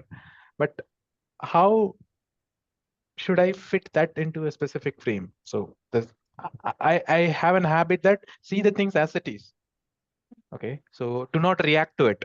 If I react to it, then maybe I'll try to put into my way, liking or disliking in that way. I don't want to do that. So how I can fit this to? That is open frame. Open frame. Okay. That is actually when you're doing that, okay, whatever is happening, that will happen. Something will come and then. So it starts with an open frame. So let's say you don't want to react to the situation. You are neutral. And then you want to make a conscious choice. So starting with a frame and then moving to an outcome frame. Okay. That instead of getting led into something which is not going to be useful for the situation, now let me decide what do I want from the situation and then decide the action accordingly. Okay, so I understand the perspective of the reality. However, in the wheel of life, because I have the goal, I have the settings, I understand the situation, but I want to go to that level of 10 because that is the goal. So I have to move towards that. So I'm taking conscious steps in that. So how this can be fit into it? So yes, I'm not going to react it, but still I'm taking conscious steps. So how this pattern? So taking conscious steps towards it is more of an outcome frame, or whatever you're doing, how it is relevant to it. That is outcome frame. Okay. Okay. Okay. Thank you. Thank you very much. Yeah, Aishwarya.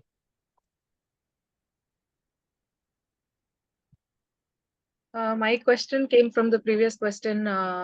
What frame does it belong when somebody is reacting always? Like any emotion, anger, or any emotion that they repetitively portray.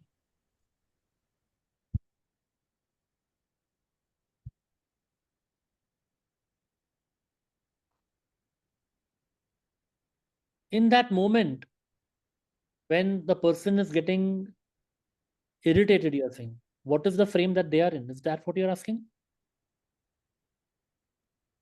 Yes, mostly like any kind of emotion or a repetitive display of behaviors. That's a pattern. So it is like, okay, what is it got to do? What is triggering that in that moment? Give me a specific example.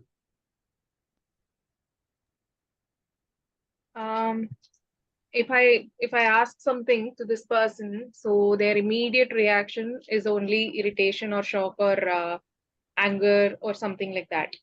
They do not respond to the question asked. Rather, they feel like they are being attacked.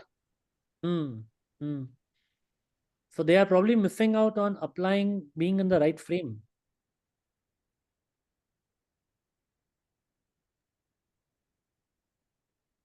What can help them? What is their outcome in that moment? Do they even realize that?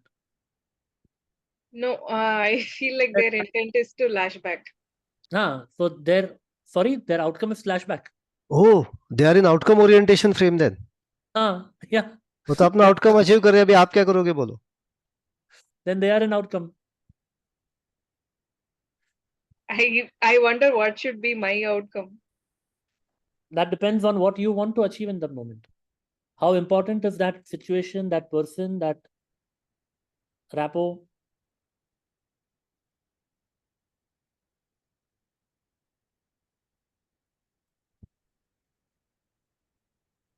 There can be multiple frames that you can apply in that situation. One is an appreciative frame about where they are probably coming from. What is the positive intention behind their outlash? What is it that they want to convey? Why is that important to them? Are you meeting them where they are? So it could be an appreciative frame for you, or an agreement frame to get into agreement, not with their outburst, but with their intention behind the outburst.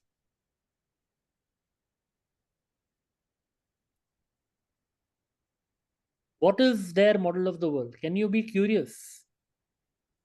Can you stay in discovery frame to find out that what is making them even think like that or behave like that?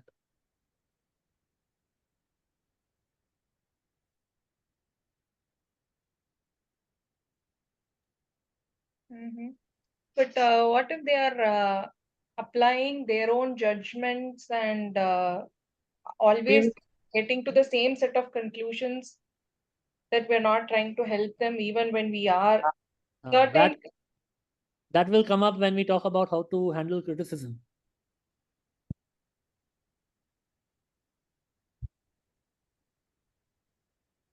And what you are saying, is that really true? Is that your mind read?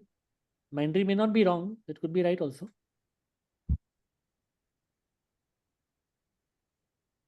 But are you meeting them where they are? Are you figuring out what they want?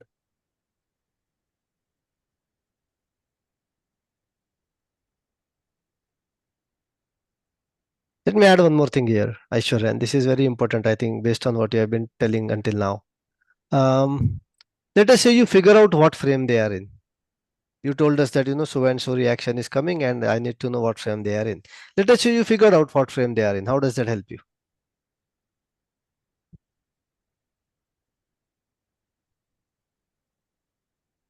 It How does that doesn't help you? help It me doesn't. until I know what frame I have to put them in, I guess. Exactly. It doesn't help to know what frame they are in, etc., etc. You need to know where they are so you can meet them there to establish rapport, and you need to know what frame you want to put. You need to know what is your outcome. You can only change your outcome, your behavior, your methods, your systems. Right? And you'll have to do that first. Even if you want to change them, you'll have to meet them where they are. For that, you'll have to first make a change. At least the change of being willing to go there. Correct? So instead of figuring out what could their frame be, what makes him think like this, what is he doing going to get out of it, why does he behave like this, why does he get irritated all the time, do he wants to lash at back at me, all this is going in the victim mode. Here is the outcome I want, what can I do to get that outcome? Or should I peacefully remove myself from the situation? See, I'm talking about dealing with my parents, okay? So So what, you can I, still peacefully remove yourself from the situation yes, temporarily. that is my immediate solution. Like I avoid the conversation or I get out of it. That is my immediate solution. But what it ends up in, Avoiding is not peacefully getting out of the situation. Avoiding means you are only physically getting out of there. They are still playing it in their mind, you are still playing it in your mind. yes, it's not Correct. resolved. Yes. Huh. So now you need to first identify what is a probable resolution. What is that outcome that you want? And then start thinking which systems, which methods, from everything that you are learning. It's a long course. A lot of things are coming, don't worry. But you will know what and when they are coming and you'll know what to apply. But what is important for now is for you to know what is your outcome and how you will be in the right frame, not figuring out what their frame is. No, I wanted to figure that frame because even sometimes I get triggered, right? So Figuring that frame is not going to stop your trigger, right? Rather than that, apply In your fact, anchor. it will trigger you more because until now it was only triggering you. Now you will have a name for the trigger, so it will trigger you only more. You will say, "Hey, आया वापस problematic frame में," right? Because you have a name, you will trigger. It will only trigger you more. It doesn't help you to know what frame they are in, and first of all, you will not know what frame they are in because their behavior will not necessarily tell you. Their words may not necessarily mean what they are doing. yeah. Okay, stay curious. Keep the curiosity alive. Your solutions are coming. But until then, at least start getting into the champion mode, into the cause mode. Yeah, thank you. Yeah. Yes. Any more questions?